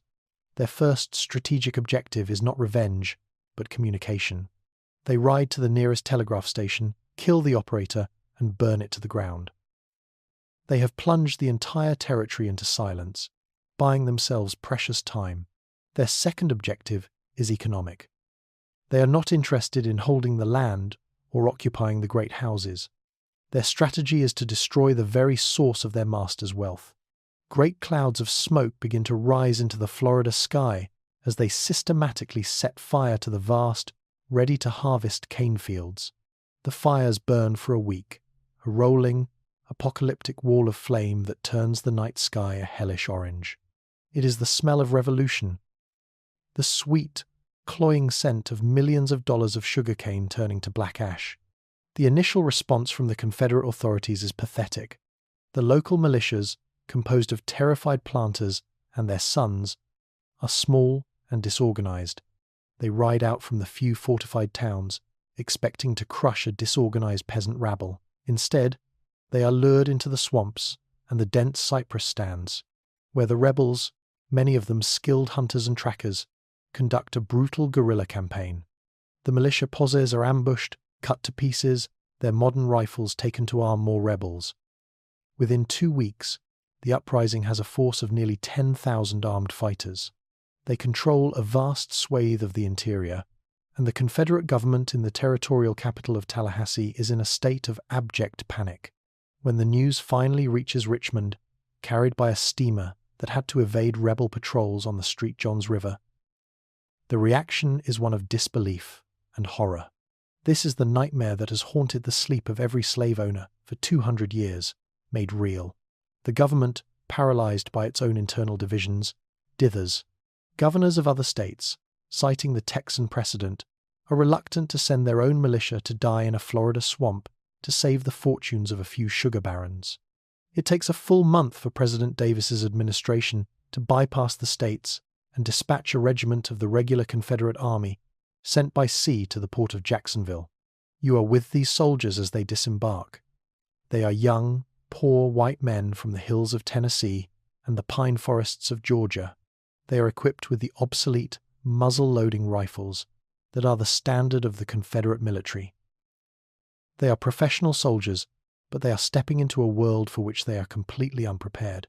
The heat, the insects, the constant threat of malaria and yellow fever are as dangerous as the enemy. Their tactics, based on volley fire and bayonet charges, are useless in this environment. They march in disciplined columns down narrow tracks, only to be cut down by unseen riflemen firing from the cover of the dense vegetation. The war becomes a bloody, soul-destroying quagmire. The rebels are not a conventional army that can be met on a field of battle. They are a ghost, an insurgency that lives in the swamps, supported by the enslaved population that remains on the plantations. The Confederate Army's response is one of increasing brutality. Unable to distinguish rebel from laborer, they begin to commit widespread atrocities, burning slave quarters, destroying crops, and executing anyone suspected of aiding the insurgency.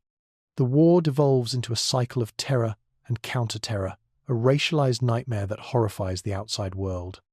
News of the Great Florida Uprising becomes a global sensation. The abolitionist press in London and New York prints lurid, often wildly exaggerated, accounts of the fighting, portraying the rebel leaders as heroic freedom fighters. The British government, under Gladstone, uses the uprising as the final moral justification for tightening the economic blockade. The United States watches with grim fascination. The stalwarts in Congress point to the chaos in Florida as proof of the Confederacy's inherent instability, arguing that it is only a matter of time before the fire spreads and threatens the United States itself. The uprising is the physical manifestation of all the Confederacy's failures. It is the direct result of their reliance on a brutal system of slavery. Their response is crippled by the paralysis of states' rights. Their military is humiliated because of its technological backwardness. After a year of bloody fighting, the army has managed to contain the rebellion, pushing the main rebel forces deep into the impenetrable wilderness of the Everglades. But they cannot defeat it. The Florida sugar economy is gone, its fields blackened, its mills destroyed. The Confederacy has won a strategic defeat of catastrophic proportions. The chalice of victory, once brimming with imperial ambition, has been shattered, and the poison of a race war, the very thing they believed their system would prevent, has spilled out across the land. The myth of the contented slave is dead, and in its place is a new and terrifying reality. You are in Richmond, the heart of the Confederacy, in the autumn of 1878. The humid summer air, which once carried the scent of magnolias and the proud murmur of a victorious capital, now seems thick with a miasmic paranoia. The news from the Florida front is a steady, dripping poison. Every dispatch speaks of stalemate, of ambushes in the swamps, of young soldiers dying not from bullets, but from yellow fever and malaria. The heroic narratives have long since evaporated, replaced by grim, censored casualty lists that are whispered about in private parlours. It has become a permanent, festering wound, a constant, terrifying reminder of the enemy within. This fear has seeped from the distant frontier into the very fabric of life in the Old South. You see it in the countryside, where the great plantations have transformed into armed fortresses. The masters no longer walk their fields with a paternalistic air. They ride with armed overseers, their hands never far from the revolvers on their belts. At night, the big houses are barricaded, the windows shuttered, the families sleeping fitfully, startled by the sound of a falling branch or the howl of a distant dog. The myth of the contented slave, the bedrock of their entire social order, has been executed, and its ghost haunts every shadow. The whispers of the Moses Network, once a source of irritation, are now perceived as the prelude to a race war. Every unexplained illness among the livestock, every tool that breaks, every barn fire, is no longer an accident. It is an act of war. In Richmond, this paranoia has metastasized into a political crisis of the highest order. The Confederate Congress is no longer a debating society of gentlemen planters. It is a snake pit of bitter, warring factions, each with its own prescription for national salvation. The old guard, the traditionalists, still cling to the sacred doctrine of states' rights. Led by men like Alexander Stephens, the frail but intellectually ferocious vice president, they argue that the Florida crisis is a state matter, to be handled by the Florida militia, and that any further centralization of power in Richmond is a betrayal of the Confederate cause. Calhoun and the Kentucky Resolutions, insisting that the liberty of the sovereign states is more precious than security. But their words ring hollow. Their ideology, the very reason for the nation's existence, is what has led directly to the military and political paralysis. Opposing them is a new, dangerous faction. The Nationalists. They are not planters and ideologues. They are military men, veterans of the Florida quagmire, who have seen the fatal weakness of the Confederacy firsthand. They are joined by a handful of pragmatic industrialists from the few foundries and mills that still operate. Men who understand the importance of a coordinated national economy.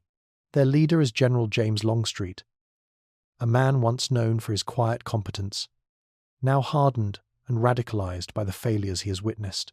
In the closed-door caucuses of the nationalist faction, you hear their arguments. They say that states' rights are a luxury the Confederacy can no longer afford. They argue that the nation is not a loose compact of states, but a single entity fighting for its survival, and that it must have a government with the power to tax, to conscript, and to command. They speak of the need for a national army, a national police force, and a national will. The stalemate is absolute. The traditionalists have the votes to block any attempt to strengthen the central government. The nationalists have the support of the army and a growing sense of public desperation. The nation is slowly tearing itself apart, incapable of solving its existential crisis. Then comes the spark. In a single, coordinated week in October, the fire that has been consuming Florida leaps into the heart of the Confederacy. In Savannah, two of the largest cotton warehouses on the riverfront are burned to the ground in a spectacular act of arson. A few nights later, the same thing happens in Charleston.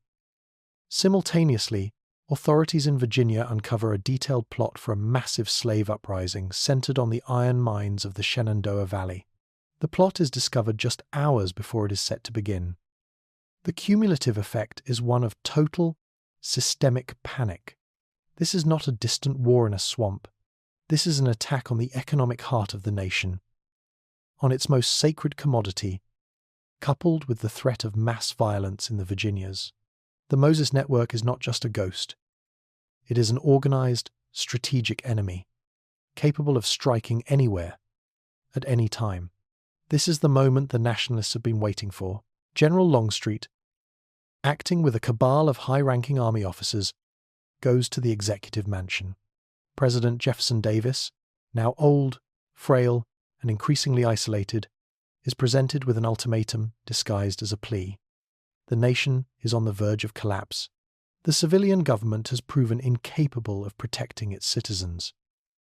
They present him with a pre-written piece of legislation, the Internal Security Act of 1878. It is a document that would have made the most ardent Yankee monarchist blush. It suspends the writ of habeas corpus throughout the entire Confederacy. It grants the Confederate Army the authority to arrest any individual, white or black, suspected of insurrection or sedition, and to try them not in civilian courts, but in military tribunals. It criminalizes any speech or publication that gives aid and comfort to the enemies of the Confederacy, whether foreign or domestic. It is, in effect, a declaration of martial law. Davis, a man who has dedicated his life to the principle of limited government, is now being asked to sign its death warrant.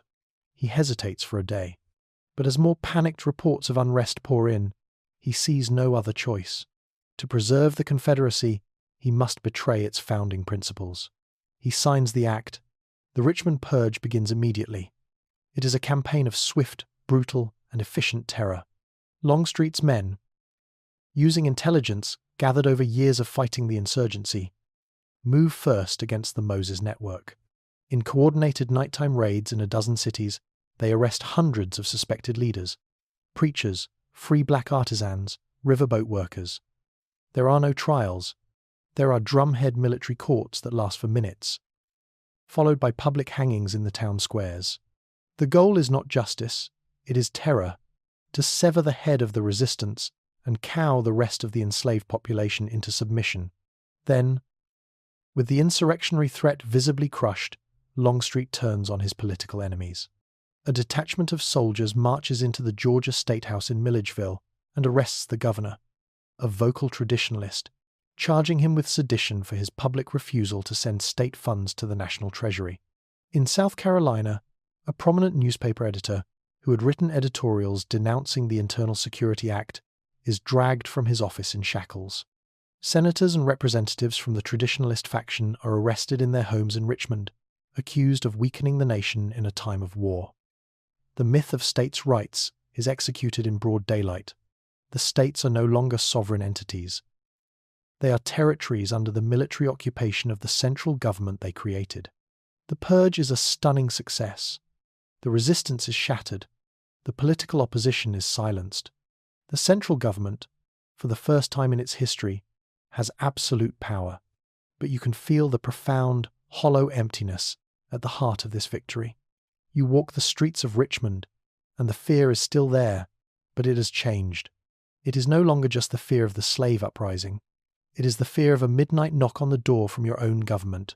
The Confederacy has won the battle for its own survival. But in doing so, it has committed ideological suicide. The nation that was born in a rebellion against a perceived tyranny has become a tyranny itself, far more absolute and brutal than anything they had accused Lincoln of being. The chalice of victory, won at Gettysburg, was a poisoned one.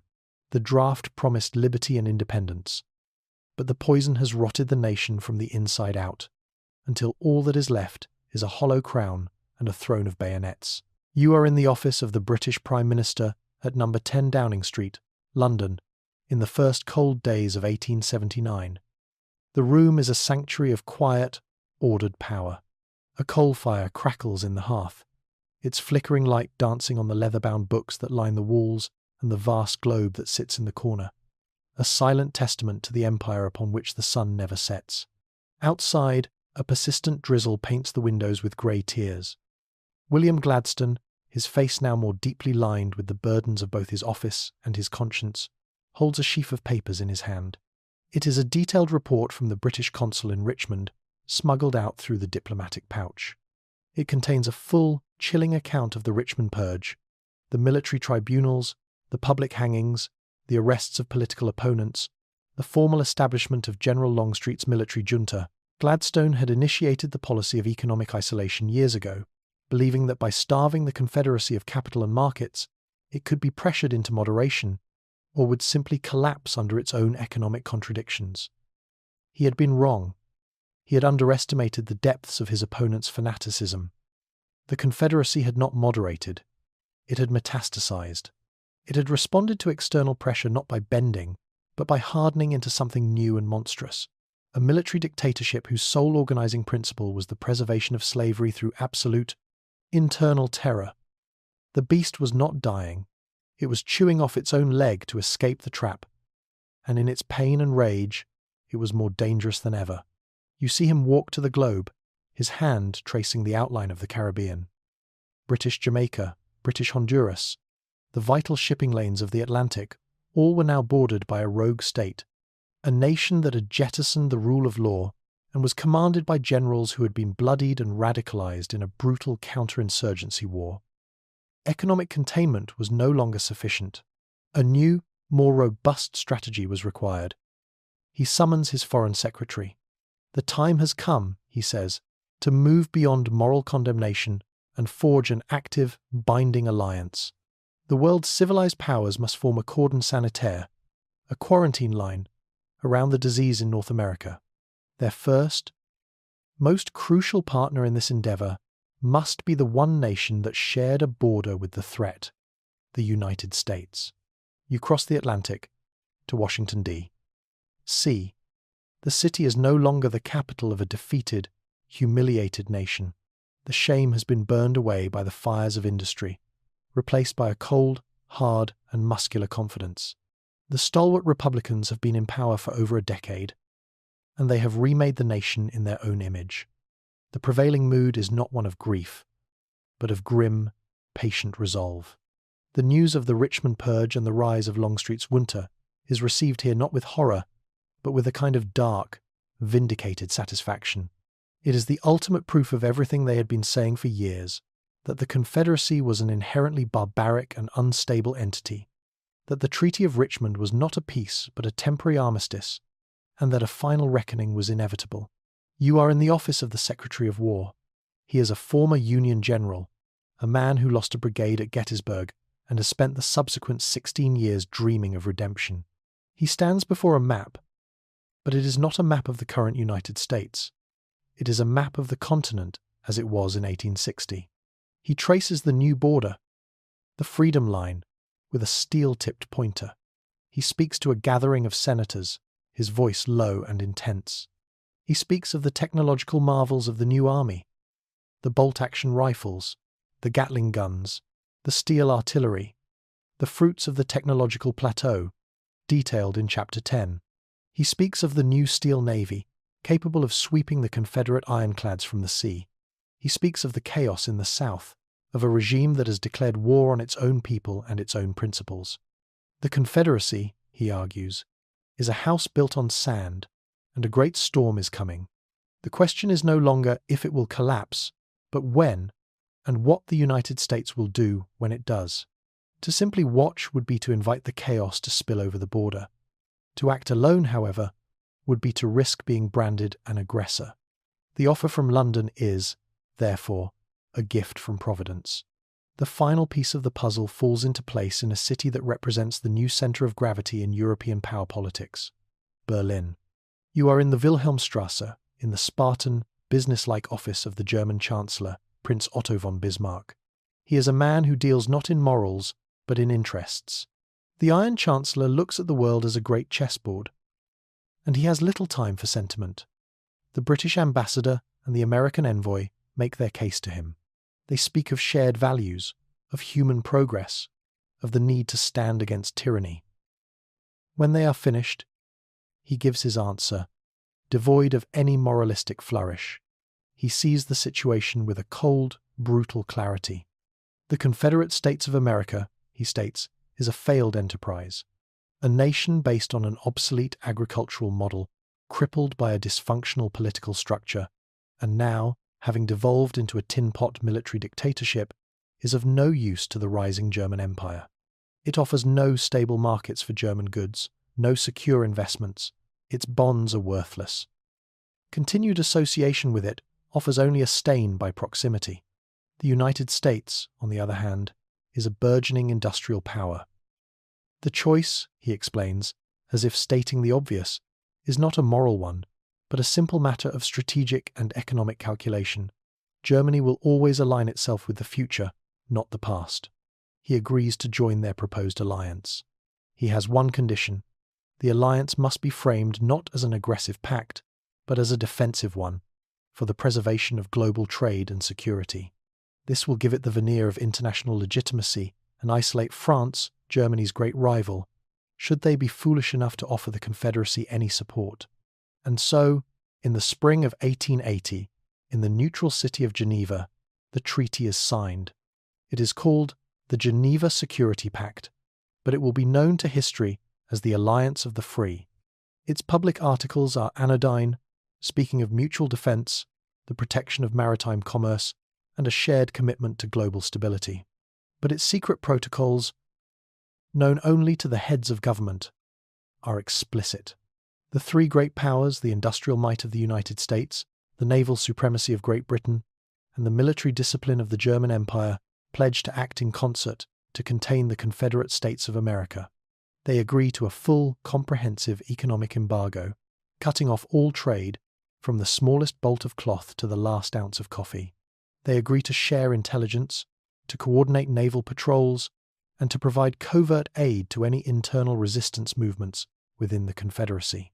And they agree that if the Confederate regime commits any act of aggression against its neighbors, or if a full-scale humanitarian catastrophe erupts within its borders, they will respond with a combined military intervention to restore order and civilized governance. The formation of the alliance is a geopolitical earthquake. It is the final, formal act of the Confederacy's excommunication from the community of nations. The pariah state is now a caged one. The cage is invisible, woven from treaty clauses and naval patrol routes, but it is real, and it is unbreakable. The world has drawn a line. On one side are the industrial, progressive, and powerful nations of the New Age. On the other side, alone and surrounded, is the Confederacy, a nation that has sacrificed its liberty for security, and now, because of that choice, is about to lose both. The poison of the chalice has led them to this: a magnificent, self-imposed isolation, trapped within their own borders with their own demons, while the combined might of the modern world gathers on the horizon, waiting for the final, inevitable collapse. You are in the Sonoran Desert, in the Confederate territory of Arizona. In the year 1881, the landscape is a brutalist masterpiece, a world of searing, white-hot light, jagged mountains, the color of old blood, and colossal saguaro cacti that stand like silent, stoic sentinels. The air is so dry it feels as if it could crackle into flame. This is the last, desperate frontier of the Confederacy, the final, failed promise of its westward ambition. The dream of a great cotton empire stretching to the Pacific has died here. The few Confederate settlements that cling to life are miserable, sun-scalded little outposts, populated by desperate men who have failed everywhere else. And now, this desolate land is the stage for the Confederacy's final, suicidal gamble. The military junta in Richmond, led by the iron-willed General Longstreet, is a prisoner in its own house. The alliance of the free has drawn a cage around the nation, and the bars are closing in. Not a single keg of British gunpowder, not a single ounce of German steel, not a single dollar of American credit can cross the border. The Confederate economy, already crippled, is now in a state of terminal collapse. The national treasury is not just empty, it is a vortex of debt. The great plantations, unable to sell their cotton and sugar on the world market, are bankrupt. The nation is starving, not from a lack of food, but from a lack of the money needed to transport it on its dilapidated railway system. Longstreet and his generals are not fools. They see the technological chasm that has opened up between their army and the United States, as detailed in Chapter 10. They know that a direct confrontation would be a massacre, but they are trapped. The regime they built through the Richmond Purge is held together only by fear and the promise of national strength. To do nothing in the face of the embargo, to simply preside over the slow, agonizing starvation of their nation, would be to invite a second, even more terrible uprising this time, not just from the enslaved, but from the millions of poor, disillusioned white farmers as well. Their gaze falls upon Mexico. It is the classic gambit of a failing dictatorship, a short, victorious war to rally the populace and seize new resources. Their intelligence, which is poor and filtered through a lens of racial arrogance, tells them that Mexico is weak, perpetually divided by civil war, its army a disorganized rabble. They believe they can launch a swift, surgical strike, seize the northern states of Sonora and Chihuahua with their rumored silver mines, and present the alliance with a fait accompli. They reason that the foreign powers, for all their bluster, will not risk a full-scale war to protect a chaotic nation like Mexico. It is a desperate, arrogant, and catastrophically flawed calculation. They have failed to understand the new geopolitical reality. Mexico is no longer an isolated, unstable backwater. For the past 5 years, it has been the beneficiary of a quiet but massive program of American investment and military aid. The stalwart government in Washington, seeing the growing instability in the Confederacy, had decided to create a southern bulwark. American engineers have helped to build modern railways connecting Mexico City to the northern frontier. American financiers have stabilized the Mexican currency, and most importantly, American military advisors, many of them hardened veterans of the Indian Wars, have been training and equipping a new kind of Mexican army. You are at a railway station in the Mexican city of Hermosillo as the Confederate invasion begins. The Confederate force is a column of 5,000 men, mostly cavalry, under the command of a reckless, glory-seeking general from Texas. They are tough, experienced fighters, but they are an army of the past. They ride across the border in a cloud of dust, their muzzle-loading carbines slung over their backs, confident of a swift victory. They succeed in capturing a few small, undefended border towns. Their real target is Hermosillo. As they approach the city, they expect to find a terrified populace and a token garrison of poorly armed peasants. Instead, they are met by the new Mexican Federal Army. You see them detraining from the new American-built railway cars. They are not a rabble. They are disciplined infantry, dressed in neat, German-style uniforms, and they are armed with the American Springfield bolt-action rifle. As they take up defensive positions in a network of pre-prepared trenches on the outskirts of the city, you see another train arrive. On its flat cars are Gatling guns and several batteries of modern, rifled steel artillery, each piece stamped with the mark of the Krupp Works in Essen, Germany, part of a deal brokered by the Alliance. The battle is a slaughter. The Confederate cavalry, so accustomed to victories born of elan and the rebel yell, charges the Mexican lines. They are met not with a single, ragged volley, but with a sustained, disciplined, high-volume fusillade of fire from the bolt-action rifles, a storm of lead that no cavalry charge on earth could withstand. Men and horses go down in screaming, tangled heaps. The Gatling guns, positioned on the flanks, open up, their mechanical, inhuman chatter shredding the Confederate formations into bloody ruin. From a mile away, the German-made artillery shells begin to fall with terrifying precision, silent until the moment they explode in fountains of shrapnel and red earth. The Confederates have never faced anything like this. Their tactics are useless. Their bravery is irrelevant. They are a force of men armed with knives fighting an enemy armed with chainsaws. Within an hour, the battle is over. The Confederate invasion force is not just defeated, it is annihilated. The survivors, a few hundred dazed and broken men, stream back across the border, pursued by the disciplined Mexican cavalry. The news of the disaster at Hermosillo is a death blow to the regime in Richmond. It is a humiliation from which there can be no recovery. They have been crushingly defeated not by their great Yankee rival, but by Mexico, a nation they had held in contempt. The defeat exposes the lie at the heart of the junta, the lie of military competence. They can terrorize their own citizens, but they cannot win a modern war. The technological gap is no longer a theoretical disadvantage. It is a proven, catastrophic reality. The economic consequences are immediate.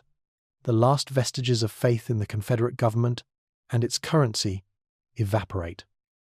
Food riots break out in Atlanta and Mobile, which are suppressed with brutal, bloody force by the army, further alienating the populace.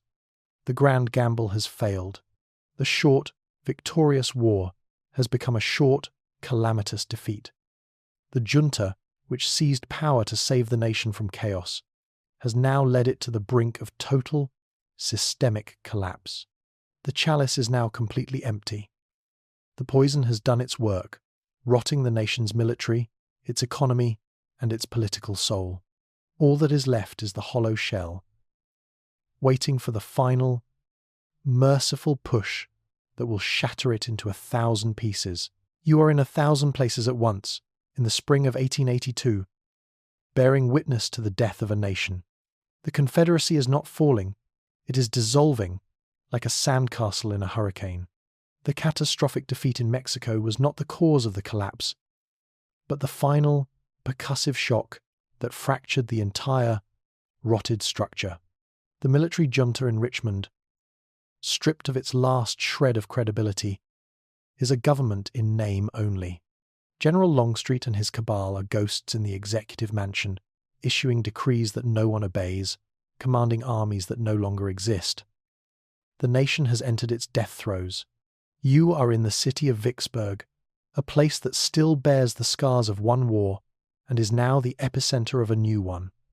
The Confederate government has defaulted on its bonds and is no longer paying its soldiers.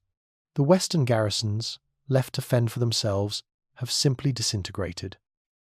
Others have devolved into roving bands of armed marauders, preying on the very countryside they were supposed to protect. A wave of anarchy has been unleashed upon the land, but in the midst of this chaos, a new and terrifyingly organized force is emerging.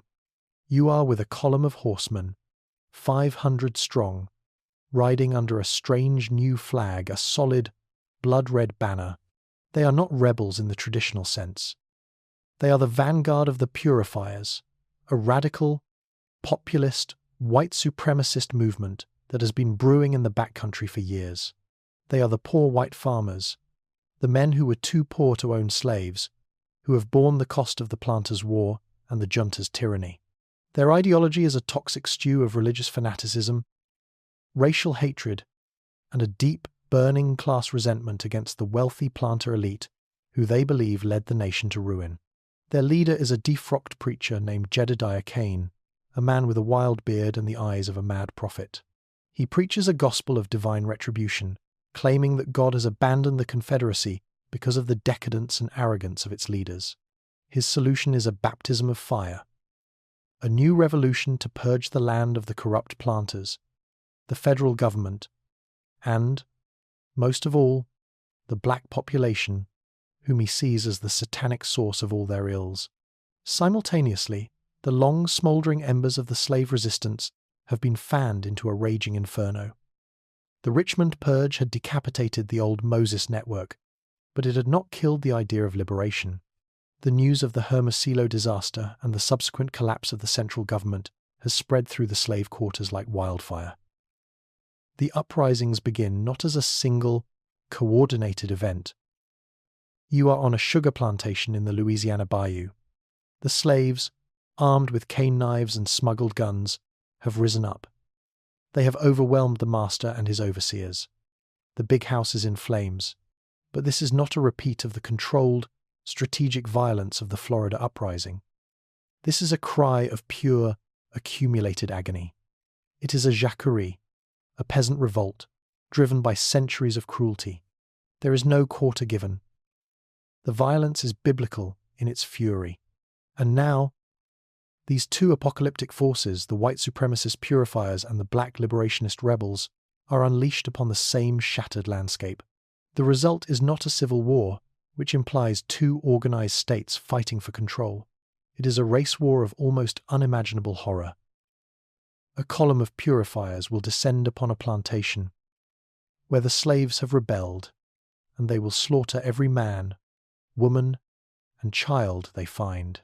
In retaliation, a band of armed former slaves will ambush a white farming community, and the cycle of atrocity will continue.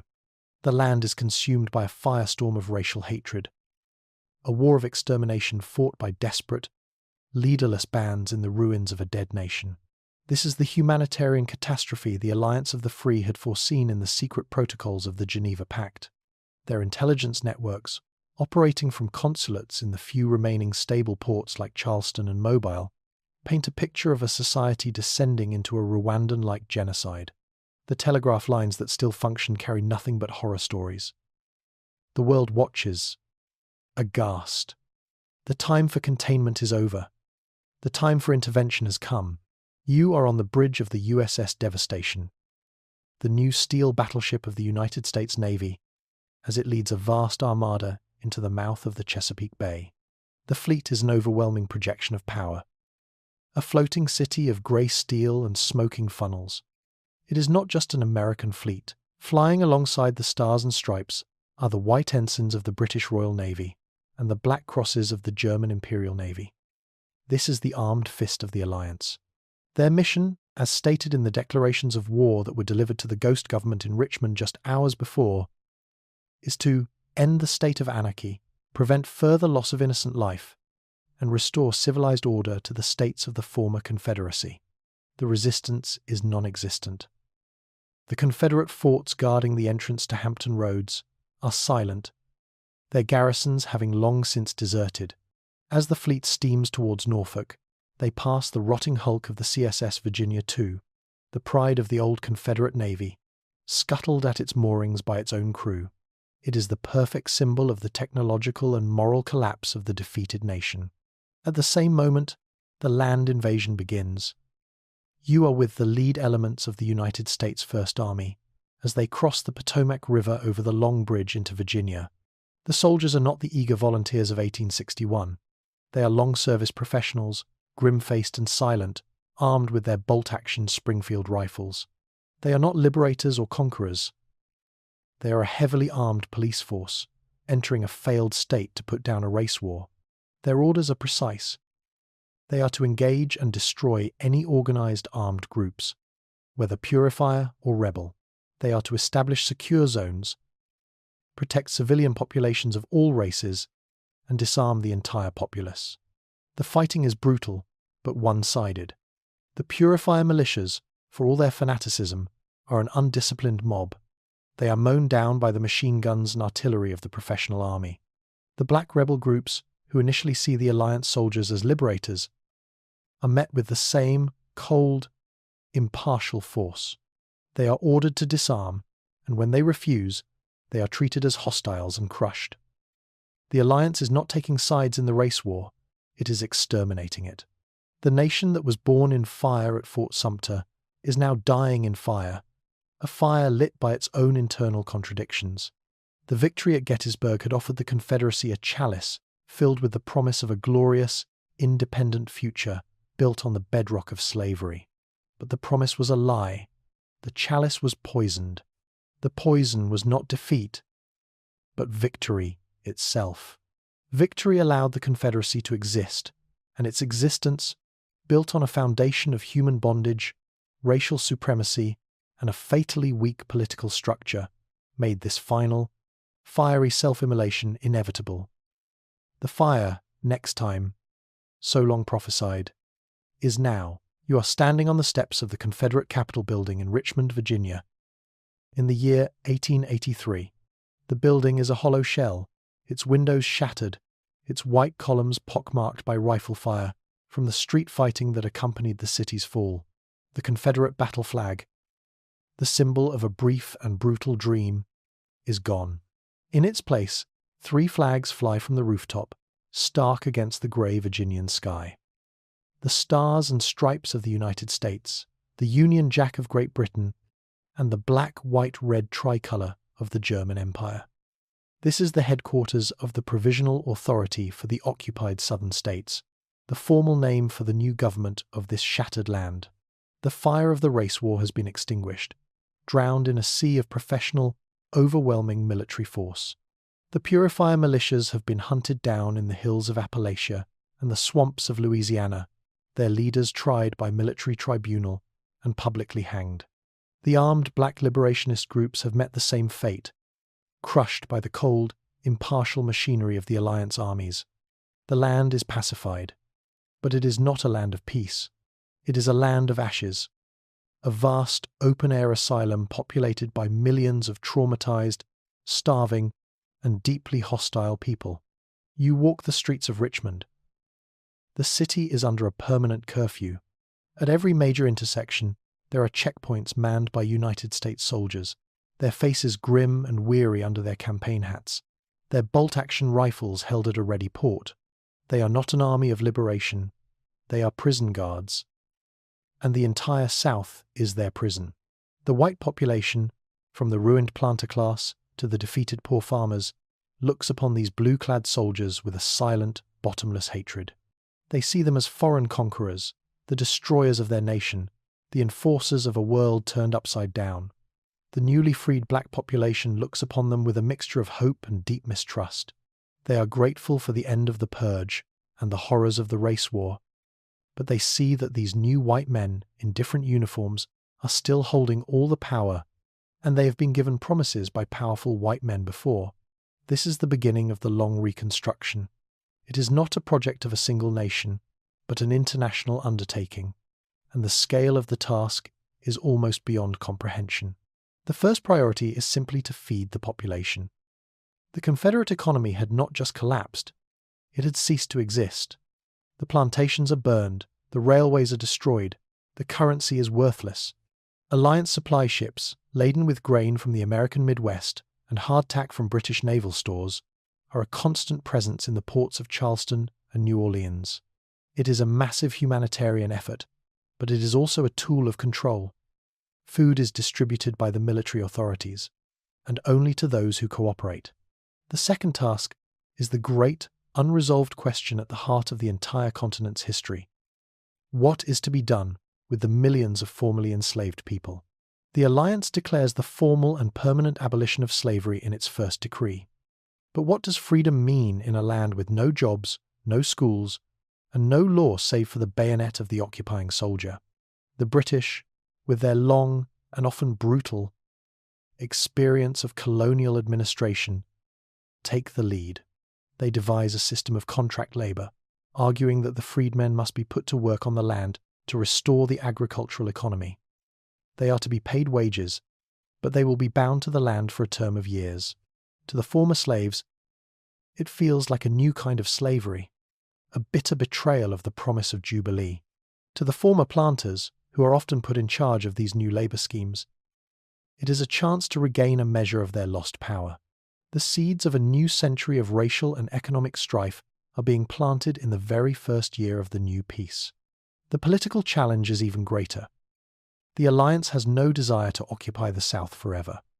Their goal is to create a stable, self-governing region that can eventually be reabsorbed into the United States. But how?